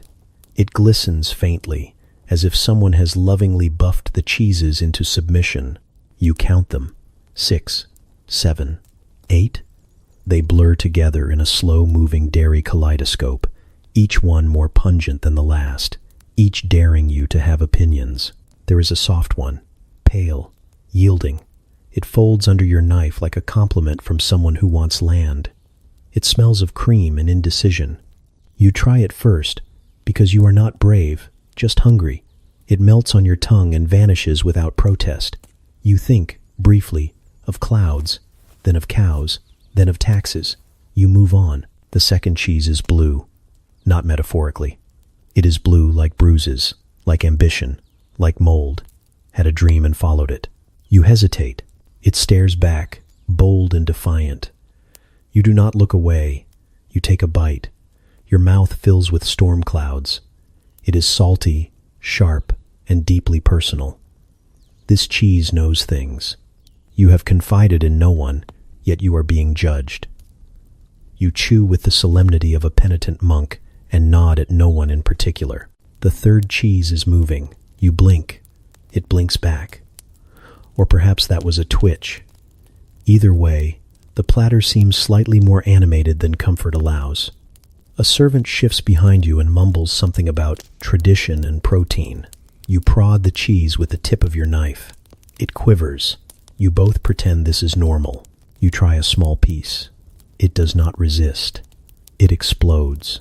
Not with sound, but with sensation, like a battlefield of bacteria declaring sovereignty over your taste buds. It tastes of old wood, iron, and hubris. You have aged a decade. You glance down and wonder when your hands became those of your father. A small applause breaks out. You don't know why. A monk nearby whispers something in Latin. You don't translate. You are busy negotiating with your soul. The fourth cheese is hard. Not in the usual sense. In the could-be weaponized sense. It is dense, beige, and unapologetically silent. You chip a corner with your knife, and it echoes. You try to chew it, but it tries back. It wins. Your jaw reconsiders its life choices. You swallow, carefully, and smile with the kind of grace only money can buy. There is a fifth cheese. No one touches it. It is triangular and smells like old sermons. It may not be cheese. It may be a relic. It may be watching you. The sixth cheese is red. You are not sure how or why. It is glossy and smooth and smells faintly of plums and fear. You try a bite. It's oddly sweet. The texture is wrong. Someone says pressed fruit and goat. You do not know if they mean together or sequentially. You nod as if you understand. You don't. None of you do. The seventh is your favorite. You know this without tasting it. It's small, round, and wrapped in something that looks expensive. It comes with a tiny spoon and a smaller sense of purpose. You scoop, delicately, like a duchess stealing gossip. It is divine, creamy, complex, confusing. It tastes like velvet and inheritance. You relax. You sigh. You immediately suspected of betrayal. The eighth cheese has no name, just a story, a shepherd, a cave, a vision. You nod before you even see it. It is soft, then firm, then soft again, like regret. You taste it. It is beautiful, then terrible, then beautiful again. You are crying. You do not know why. The cheese does. There is bread, somewhere, but it's decorative. No one touches it. The crackers are thin and ashamed. You spread cheese with a ceremonial knife. It was once used in battle. Probably. The room smells of funk and fortunes. You can feel your ancestors applauding and wincing in equal measure. Across the table, a noble is licking something off his thumb. It is either cheese or theology. He looks blessed. The priest says a prayer. Not for salvation, for digestion. You finish your plate. The cheeses blur together now, a chorus of complexity and cow. You lean back in your chair, dazed and enlightened. You have tasted centuries. You have failed nothing, except moderation. Your breath is a weapon. Your heart is full. Your stomach has questions. You burp. It smells like culture. Your pear arrives on a pillow. Not a metaphor. A real pillow. Silk, embroidered. Probably once used by someone royal, now demoted to supporting produce. The pear glows faintly in the torchlight, its skin dusted with something that looks like powdered sunlight and tastes like wealth. You squint. It's gold. Edible gold. You've been told this several times, as though that clarifies anything. A page boy places it gently before you like he's surrendering a relic. He bows and backs away, eyes averted, in case the pear starts talking. You don't even like pears. Not really. You've always found them suspiciously soft or suspiciously hard, never just agreeable. But this one is golden. Not metaphorically blessed or poetically gilded, just literally gold. A fruit dipped in the economy of 3 villages.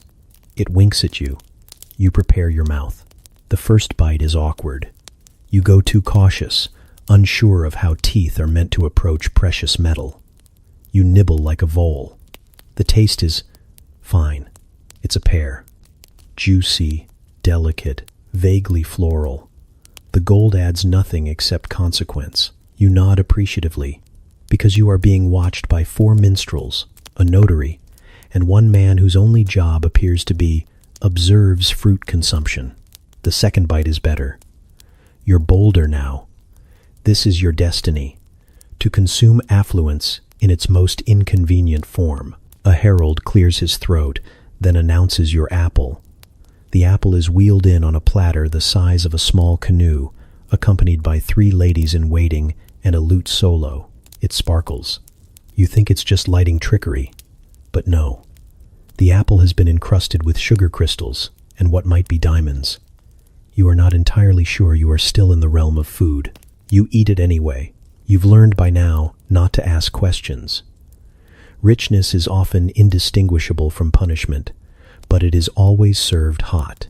The apple crunches like ambition.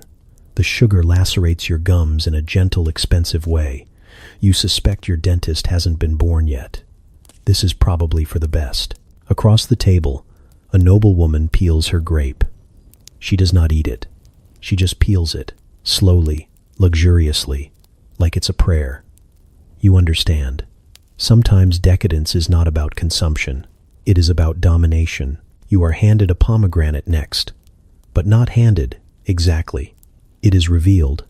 A man with a trumpet announces it by name. The most radiant orb of Persephone, he says, his voice shaking with emotion or hunger or both. A curtain parts. The pomegranate is on a pedestal. It glows like scandal. You are expected to react. You nod. This is not enough. You applaud. The pomegranate is carried toward you by twin maidens dressed in identical silks. They move as one, their eyes fixed ahead, their hands cupping the fruit like it's a sacred egg. You feel inadequate. You feel regal. You feel like maybe fruit isn't supposed to make you feel this many things. The pomegranate is already sliced open, delicately, surgically. Its seeds glisten like rubies, each one cradled in a web of white like stained glass, had a child with desire. A poet steps forward and begins to recite an ode. You try to listen, but the room smells of cinnamon and vanity, and it's hard to focus. You pluck a seed, you chew, you are overwhelmed. The juice bursts in your mouth like betrayal and wedding vows. It is tart, then sweet, then tart again. You chew the bitterness with pleasure. You are not sure where your taste buds end and your soul begins. The poet is still talking. You nod solemnly. A servant appears with a bowl of figs. They have been stuffed with almonds and marzipan in history. The figs are warm. You do not know how. Someone says, sun-kissed, as if that explains things. You eat one. It is both chewy and philosophical. You feel a strange urge to confess something. There is a pause. A mango appears. You do not know what a mango is. You try to act unfazed. You observe it closely, as if waiting for it to explain itself. It does not.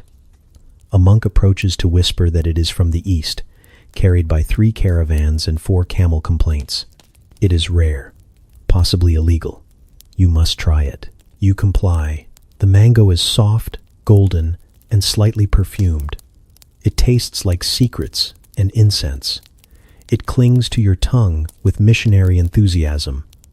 You are unsure if you are allowed to like it this much. You do anyway. Someone claps. The banana arrives late. It is underdressed. It is not covered in gold. It is not jewel-studded. It is just a banana. The table falls into awkward silence. You are not sure what to do with it. You eat it with quiet rebellion. No one meets your eyes. Someone whispers that the banana is a statement. You don't ask what kind. You are too full of symbolism. By the end of the course, your teeth are sticky with metaphor. Your hands are dusted in gold. You are not certain you have consumed nutrition, only narrative. You do not feel healthy. You feel legendary. You burp softly. A musician plays a chord in sympathy. This is fruit, you think. This is power in pulp form. This is why peasants eat turnips, because your oranges wear saffron and your lemons arrive with witnesses. You do not ask for more. You do not need to. A plum arrives, already knowing. The pudding does not jiggle. It looms. It enters the hall not carried, but escorted, flanked by 2 stewards in velvet and fear. One holds a ceremonial spoon. The other holds nothing, as if prepared to bolt. A hush falls over the table. You realize, with the kind of clarity usually reserved for prophecy, that this pudding is not dessert. It is a reckoning. The smell reaches you before the pudding does. It is dense, ancestral, vaguely smoky, faintly tragic. Notes of mutton, clove, regret, a whisper of oats. Someone across the table stifles a sob. A monk bows his head. You were promised something called pudding.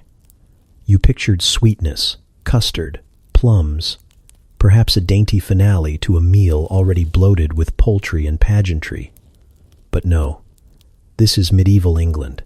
Pudding is not a category. It is a challenge. The pudding is placed before you. It steams with purpose. A crust of suet glistens with an intensity that makes you flinch. You wonder if it's breathing. You wonder if it can see you. A liver-based entity, this emotionally present, must have an opinion. Your knife bends slightly on contact. Not dramatically, just enough to suggest dominance. You switch to sawing. The interior is a map of sorrow. Shades of brown so dark they threaten to collapse into themselves. There are raisins. They are not helping. You take a bite. You immediately question every choice you have made that led to this moment. The flavor unfolds slowly, like an old betrayal. It is spiced, yes, but in the way one might spice a funeral. You detect nutmeg, or mace, possibly both. There is barley, definitely blood, a hint of coin. You chew with the quiet endurance of a man being knighted against his will. No one speaks. A minstrel begins to sing a ballad. You are unsure if it's about the pudding or directed at it. The lyrics contain the word valor 3 times. You do not feel valiant. You feel like your stomach is making a will. Across the table, someone smiles. You suspect it's a trap or madness. The pudding is already halfway through their plate. They are chewing with reverence or resignation. They may have served in a war. You do not ask. Your servant refills your goblet. Not wine, not ale, just water. Cold, unjudging water. It cannot save you, but it tries. You sip with gratitude. The pudding does not approve. Its edges seem sharper now. You try to look busy. You move pudding around on your plate with a practiced elegance, arranging it into symbols of plausible consumption. A bird, a tree, a slightly overwhelmed face. No one is fooled. The steward approaches. He asks if you require seconds. You consider leaping out the window. It is not high enough for your purposes. You decline. He nods with the quiet understanding of someone who, too, has tasted legacy. He takes the pudding away. You could swear it glares back over his shoulder. A discussion begins about the pudding's heritage. One man claims it dates back to Roman times. Another says it was invented during a siege. A third insists it's a cure for sin. Everyone nods. No one finishes their serving. The kitchen sends out a sweet pudding next. Lighter, they say. A gesture of apology or escalation. You're unsure. It is filled with dates, breadcrumbs, and something that crunches suspiciously. You pray it's almonds. You eat it because the first pudding broke your defenses. This one merely confuses you. The texture is moist. The flavor is dense. You cannot define it. It defies category. It is neither cake nor sausage, neither joy nor sorrow. It is simply pudding. You accept this now, the way one accepts weather. The jester returns. He juggles oranges. One of them lands in the sweet pudding. No one laughs. The pudding absorbs the orange. The jester bows anyway. A priest blesses the leftovers. You're not sure whether for spiritual protection or safe disposal. The pudding is taken away, covered in cloth, like a body. You exhale for the first time in minutes. Your jaw aches. Your soul feels marinated. There is a sticky spot behind your molars that hums with molasses and protest. The meal moves on to candied walnuts, but you can no longer taste sweetness, only memory. You realize something profound. Pudding is not a dish. It is a test. A medieval rite of passage disguised as food. You have survived it, barely. You are not the same. The fire in the hearth crackles politely. The wine returns. A lute plays something haunting. You suspect it's a dirge for your digestion. You stare into your empty plate. The pudding is gone, but it is not over. Your sugar self arrives on a silver tray borne by 2 small boys in matching tunics and existential dread. The sculpture is startlingly accurate, down to the noble curve of your nostril and the faint pout of someone who once asked a servant to iron their gloves. The sugar glistens under torchlight, polished and pale, like your forehead during moments of minor distress. You nod graciously, as if this likeness were expected, inevitable, a natural consequence of your importance. Inside, you are alarmed. It has dimples you didn't know you had. The room applauds. A few nobles murmur their approval, eyes flicking between the sculpture and your actual face, trying to decide which seems more edible. One leans closer. She has opinions. She says the sugar you is regal, but approachable. You thank her with a smile, honed in diplomacy and mild nausea. The steward offers you a knife. It's small, gold, ceremonial. You hold it like a weapon, which in some ways it is. Around you, a silence thickens. Expectant, reverent, sweet. Someone plays a soft note on a harp. It's unclear if the note was meant for you or the sculpture. Either way, it echoes too long. You begin with the nose. It seems the safest part to lose. The nostrils crumble like a small avalanche of royal insecurity. It tastes like honey, rosewater, and fear. The texture is confusing, granular and waxy. You chew politely. No one mentions that sugar sculptures are mostly for looking. Everyone knows. No one stops you. A page arrives with a napkin embroidered with your family crest. It's slightly sticky already. You dab the corner of your mouth like you've just spoken something poetic, not devoured your own facial cartilage. Across the table, a man named Eustace watches with undisguised hunger. You suspect he would eat your sugar ears without invitation. You clutch the knife more tightly. Other nobles are receiving their own portraits in confection. A lord from the south holds a sugar bust of himself triumphantly, as though he's conquered it. His has a licorice cravat. He licks it delicately, like a man tasting his own ambition. A child receives a sugar unicorn with their own face. The child is delighted. The unicorn looks exhausted. Your sugar self begins to sag slightly. The heat from the fire, the moist tension of the feast, and possibly your own existential dread are melting your brows. A droplet forms on the tip of your sculpture's chin and slides down with the slow drama of a single noble tear.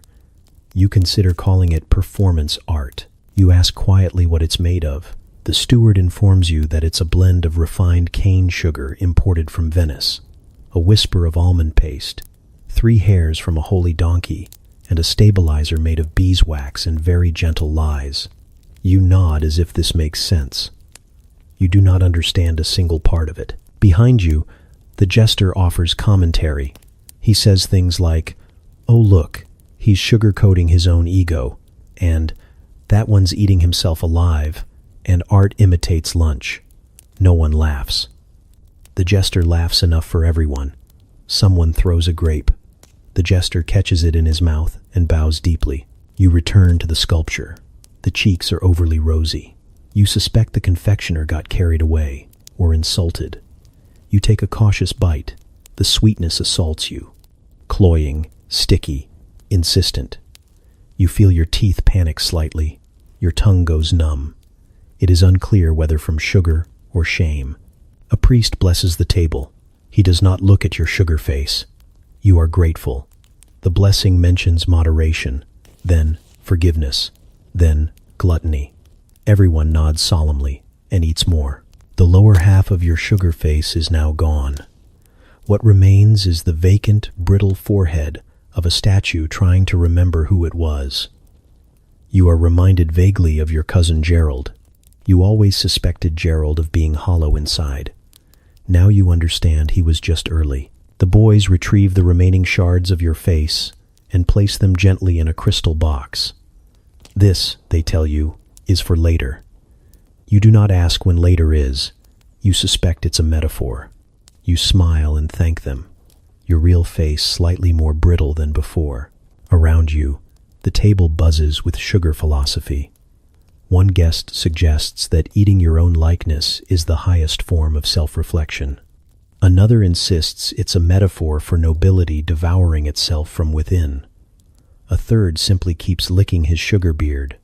No one stops him. You are offered candied violets next. You accept out of fear. They melt on your tongue like a floral apology for what just occurred. You sip wine. The wine does nothing. It is too dry to understand sugar trauma. Someone tries to toast to your likeness. They say, "To the sweetest face in the kingdom." You raise your goblet but avoid eye contact. You do not want to know if they mean the sculpture or you. The sculpture is gone. Only the eyes remain, slightly melted, slightly off-center, staring into the middle distance like someone who's seen too many banquets and not enough meaning. You look away. Dessert continues. Someone brings a sugar tower shaped like a cathedral. It collapses slowly, like faith under scrutiny. Everyone claps.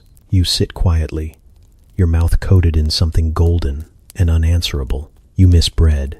You have already eaten 6 desserts, but the 7th arrives with the energy of a debutante and the confidence of a tax collector. It is a tart the color of secrets, filled with gooseberries so plump they look like they've never known hardship.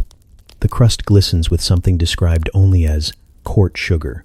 a substance you suspect comes from the tears of merchants. The tart is placed before you with a flourish. It winks. You're not imagining it. You consider resisting, but resistance is peasant behavior. You are nobility. You lean in. The tart speaks to you. Not aloud. That would be madness.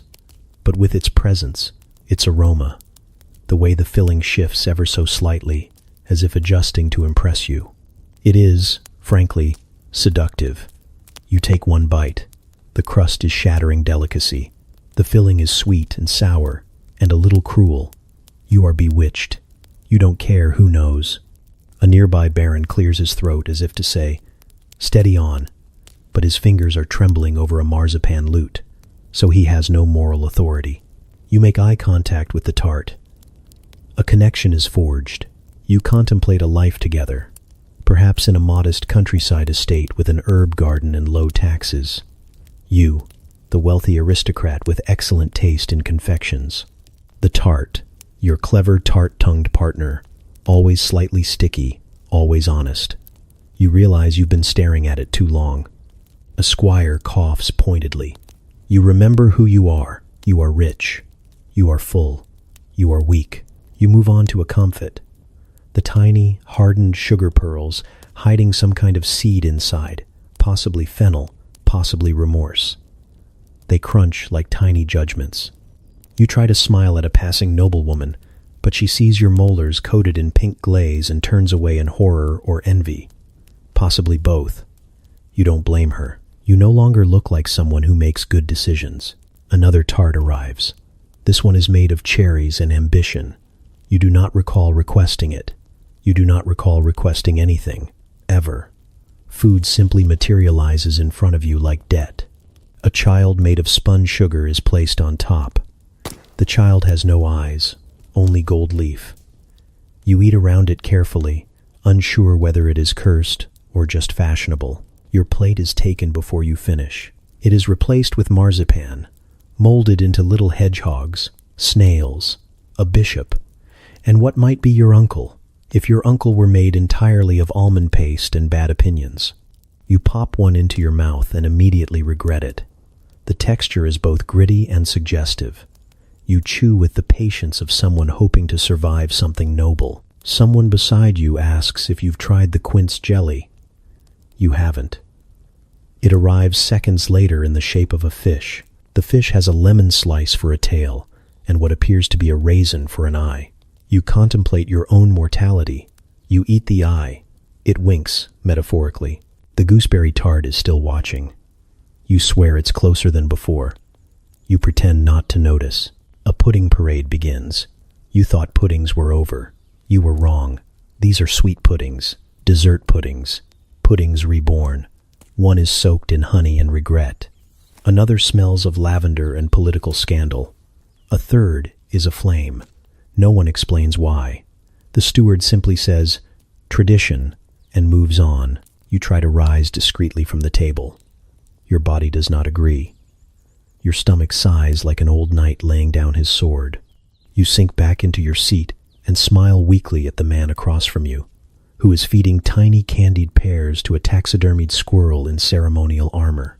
He nods solemnly, as if this exchange is perfectly ordinary. It might be. Another marzipan hedgehog. You name this one Hubert. You bite its head off quickly, so you don't form an attachment. There is an announcement. Dessert is not over. Dessert has not even begun. What you've been experiencing is merely the pre-dessert, the amused sugar, the overture to the main act. The servants roll out a cake the size of your dignity. It is tiered. It is trembling. It hums with the quiet threat of collapse. On the top is a knight made entirely of licorice, battling a dragon fashioned from spun sugar and edible rubies. The dragon breathes clove-scented smoke. The knight falls. Symbolism. The cake is cut with a ceremonial sword last used in an actual duel. The crumbs fly like noble confetti. You are given a slice that contains a jewel. This is apparently good luck. You do not feel lucky. You feel full, but you eat it anyway. The frosting tastes like triumph and anemia. You nod graciously and chew slowly, hoping the jewel is not a choking hazard. Somewhere, someone begins singing. It is not clear if the song is about dessert, or if the dessert has triggered a spiritual awakening. You cannot tell anymore. You look at the tart again. It is still there. You reach for it without thinking. You do not marry the tart, but it is a close thing. It leaves you with crumbs on your lap and a feeling of deep, aching satisfaction. You suspect this is love, or something similar. A final course arrives. Rose petal jam. You spread it on toast that was once a biscuit, once a promise. The jam is delicate, floral, unnecessary. You eat it all. You have no memory of restraint. You are a creature of sugar and shame. The feast winds down.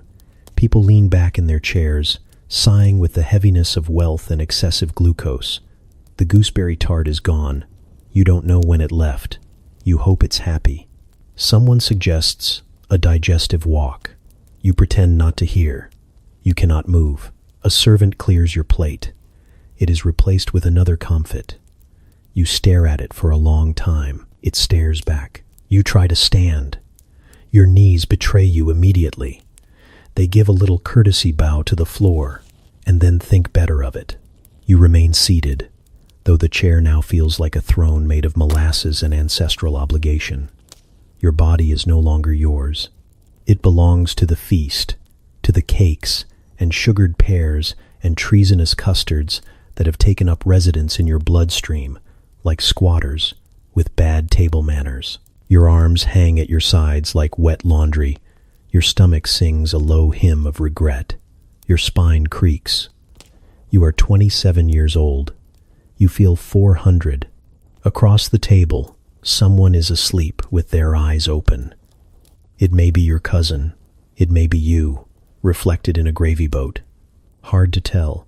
You whisper, ginger water, a request, a prayer, a lifeline. Your voice sounds like a crushed mint leaf, fragile, aromatic, barely functional. A servant bows so deeply their hat falls into the pudding. You watch it sink. It feels symbolic. The ginger water does not arrive. What arrives is wine, somewhere between tepid and confusing, with a single slice of ginger floating in it like a shipwreck survivor pretending to be fine. You sip. It tastes like someone once described ginger to a grape. You collapse back into your chair with the dignity of a melted candle. Your robes fold around you like a disappointed parent. A flute player hits a sour note, or possibly your pancreas does. You are not sure where one ends and the other begins. Someone attempts conversation. You hear your name, spoken in the cautious tone of someone checking if the deer is dead. You smile faintly, which seems to be enough. The conversation moves on. You catch snippets about falcons, gout, and a noblewoman who recently married a statue. It was a tasteful statue. You attempt to lift your goblet. It weighs as much as your sins. You set it down with the softness of a final decision. You think, briefly, of walking to the garden. You imagine fresh air, cold stone, the distant sound of an owl judging you. But the floor is far away, and you are not entirely sure your feet still exist. You haven't seen them since the second pudding. Your fingers tingle, possibly from circulation, possibly from marzipan-induced ecstasy. You cannot be sure. A knight slaps another knight with a candied eel. It is not a duel, exactly. It is more of a declaration of digestion. Everyone laughs. You nod along, vaguely aware that laughter requires muscles you cannot currently locate. The dog. Sir Tiddlewick, Knight of the Velvet Cushion, leaps onto the table and begins licking the inside of a pastry swan. No one stops him. He is a noble. You make eye contact. There is understanding. He, too, has eaten beyond the realm of consequence. A page approaches with more tarts. You do not scream. You simply raise one finger, trembling and uncertain, and he veers away like a ship avoiding rocks. You are the rocks. You feel powerful. You breathe shallowly. Your ribcage expands with effort, like an accordion too full of secrets. There is a small dollop of rose jam on your cuff. You consider licking it. You do not.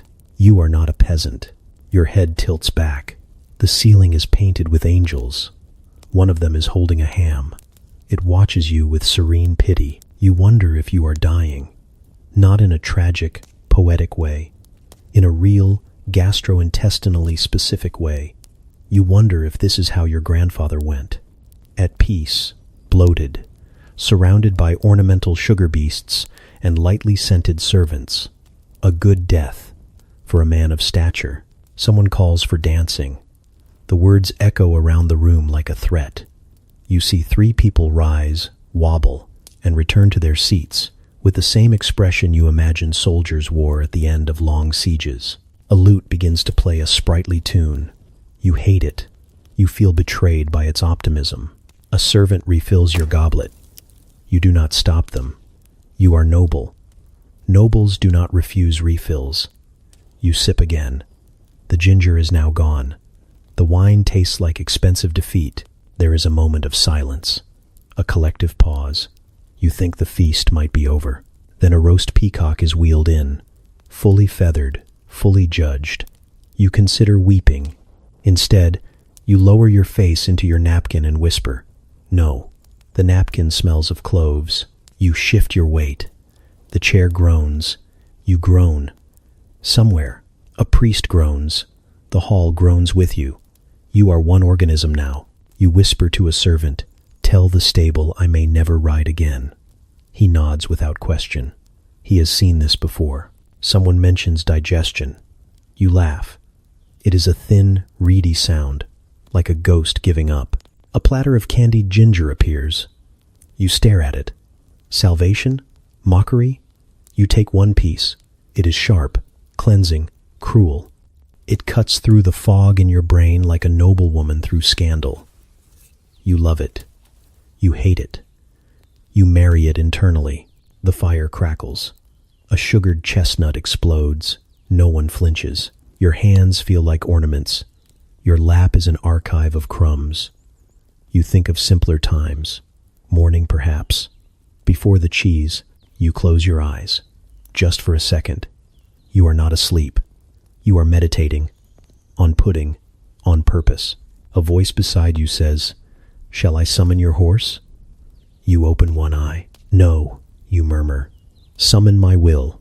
Then you fold gently sideways, like a letter someone meant to send, and sleep among the napkins.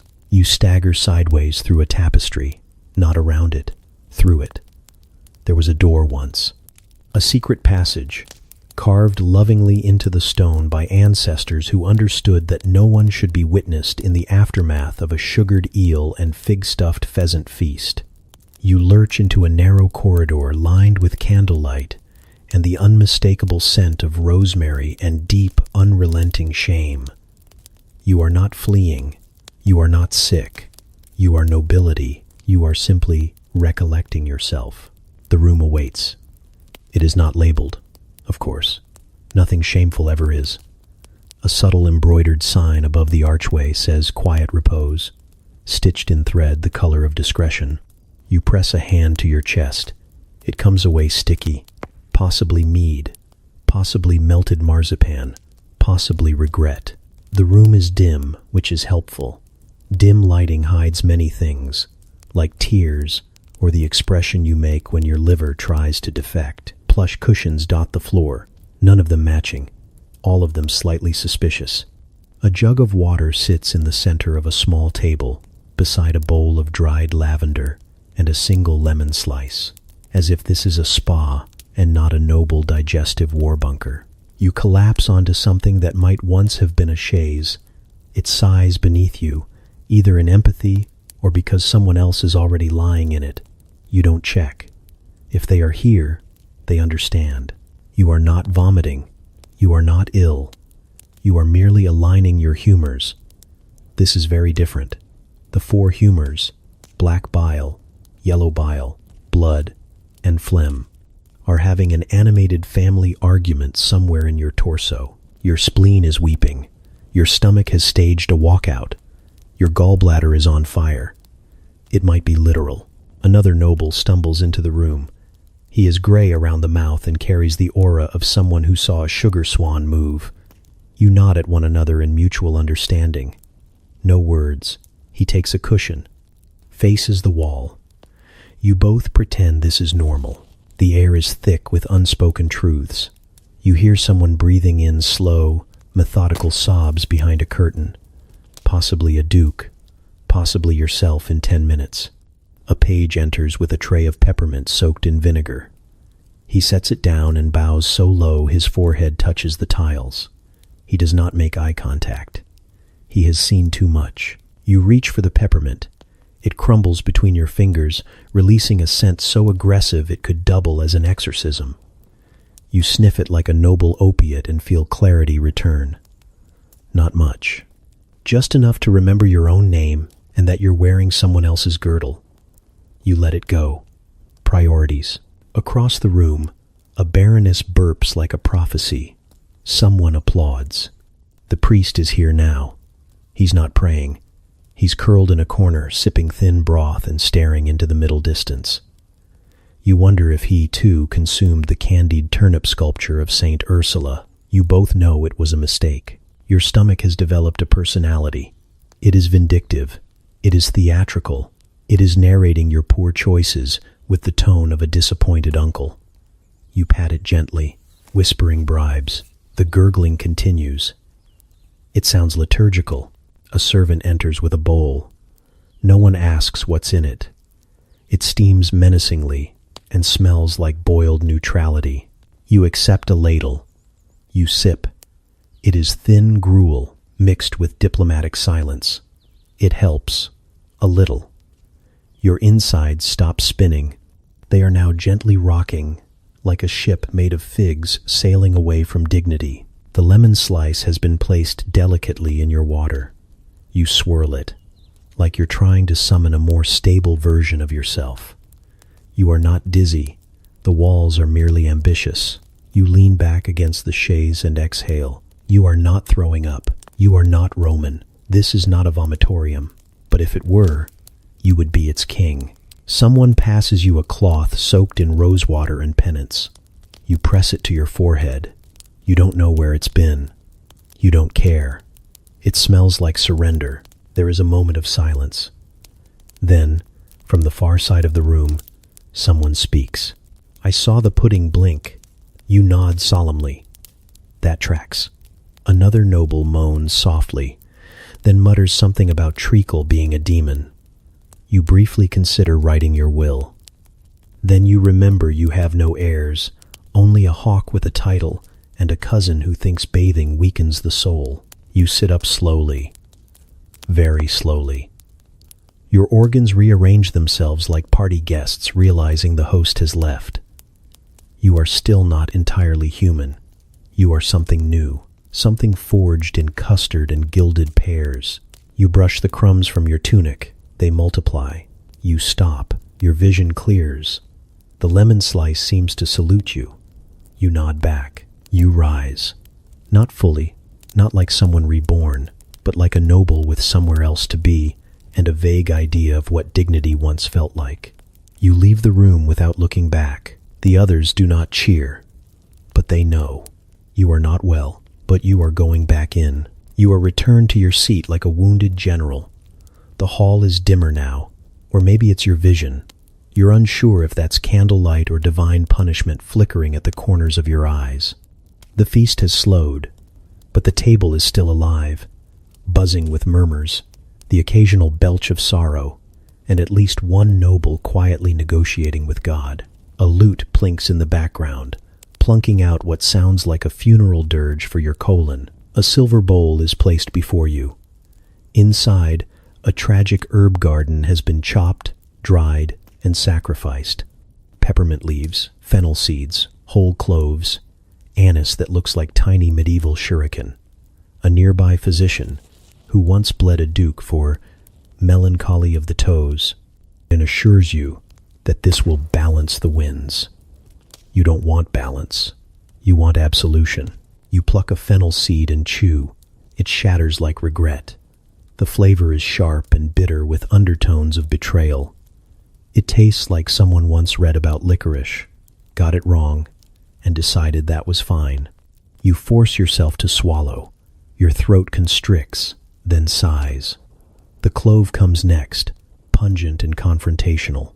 Your tongue recoils. It's like being kissed by a spicy ghost with too much confidence. You cough discreetly into a monogrammed napkin. A servant bows. You pretend you meant to do that. Across the table, a knight with a digestive tract made of iron eats 3 peppercorns and smiles like he's tasted heaven. He has not. You know this. You know he just likes pain. You try the peppermint. It starts polite, fresh, almost hopeful, then turns aggressive, sharp as a dagger dipped in mouthwash. It doesn't cool so much as burn backwards. You feel it climb up behind your eyes and take residence in your sinuses. Tears well. You are not crying. It is the herbs. The herbs are strong and cruel and raised without love. Someone offers you honeyed ginger. You accept it like an apology. The sweetness is almost too much.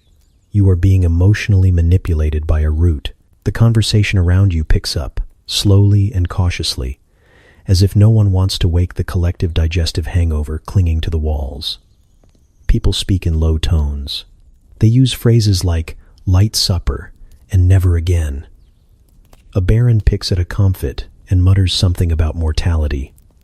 Someone nods so slowly it takes a full minute. You reach for the little ceramic cup beside your plate. Inside is spiced wine, warm and sticky. It smells like cinnamon and consequences. You sip. It is both the cure and the cause. The wine coils in your belly like a small, polite dragon made of cloves. Your stomach gives a warning rumble, less a threat than a statement of continued presence. There's a man across the hall swirling a goblet of vinegar water, claiming it aligns the spleen with the stars. You consider trying it. You do not. You've aligned enough organs today. Let them drift. The bowl of herbs remains, unmoving, unblinking. You take another handful and chew, out of duty more than hope. The crunch is loud enough to summon attention. Someone raises a brow. You raise a brow back. It's a draw.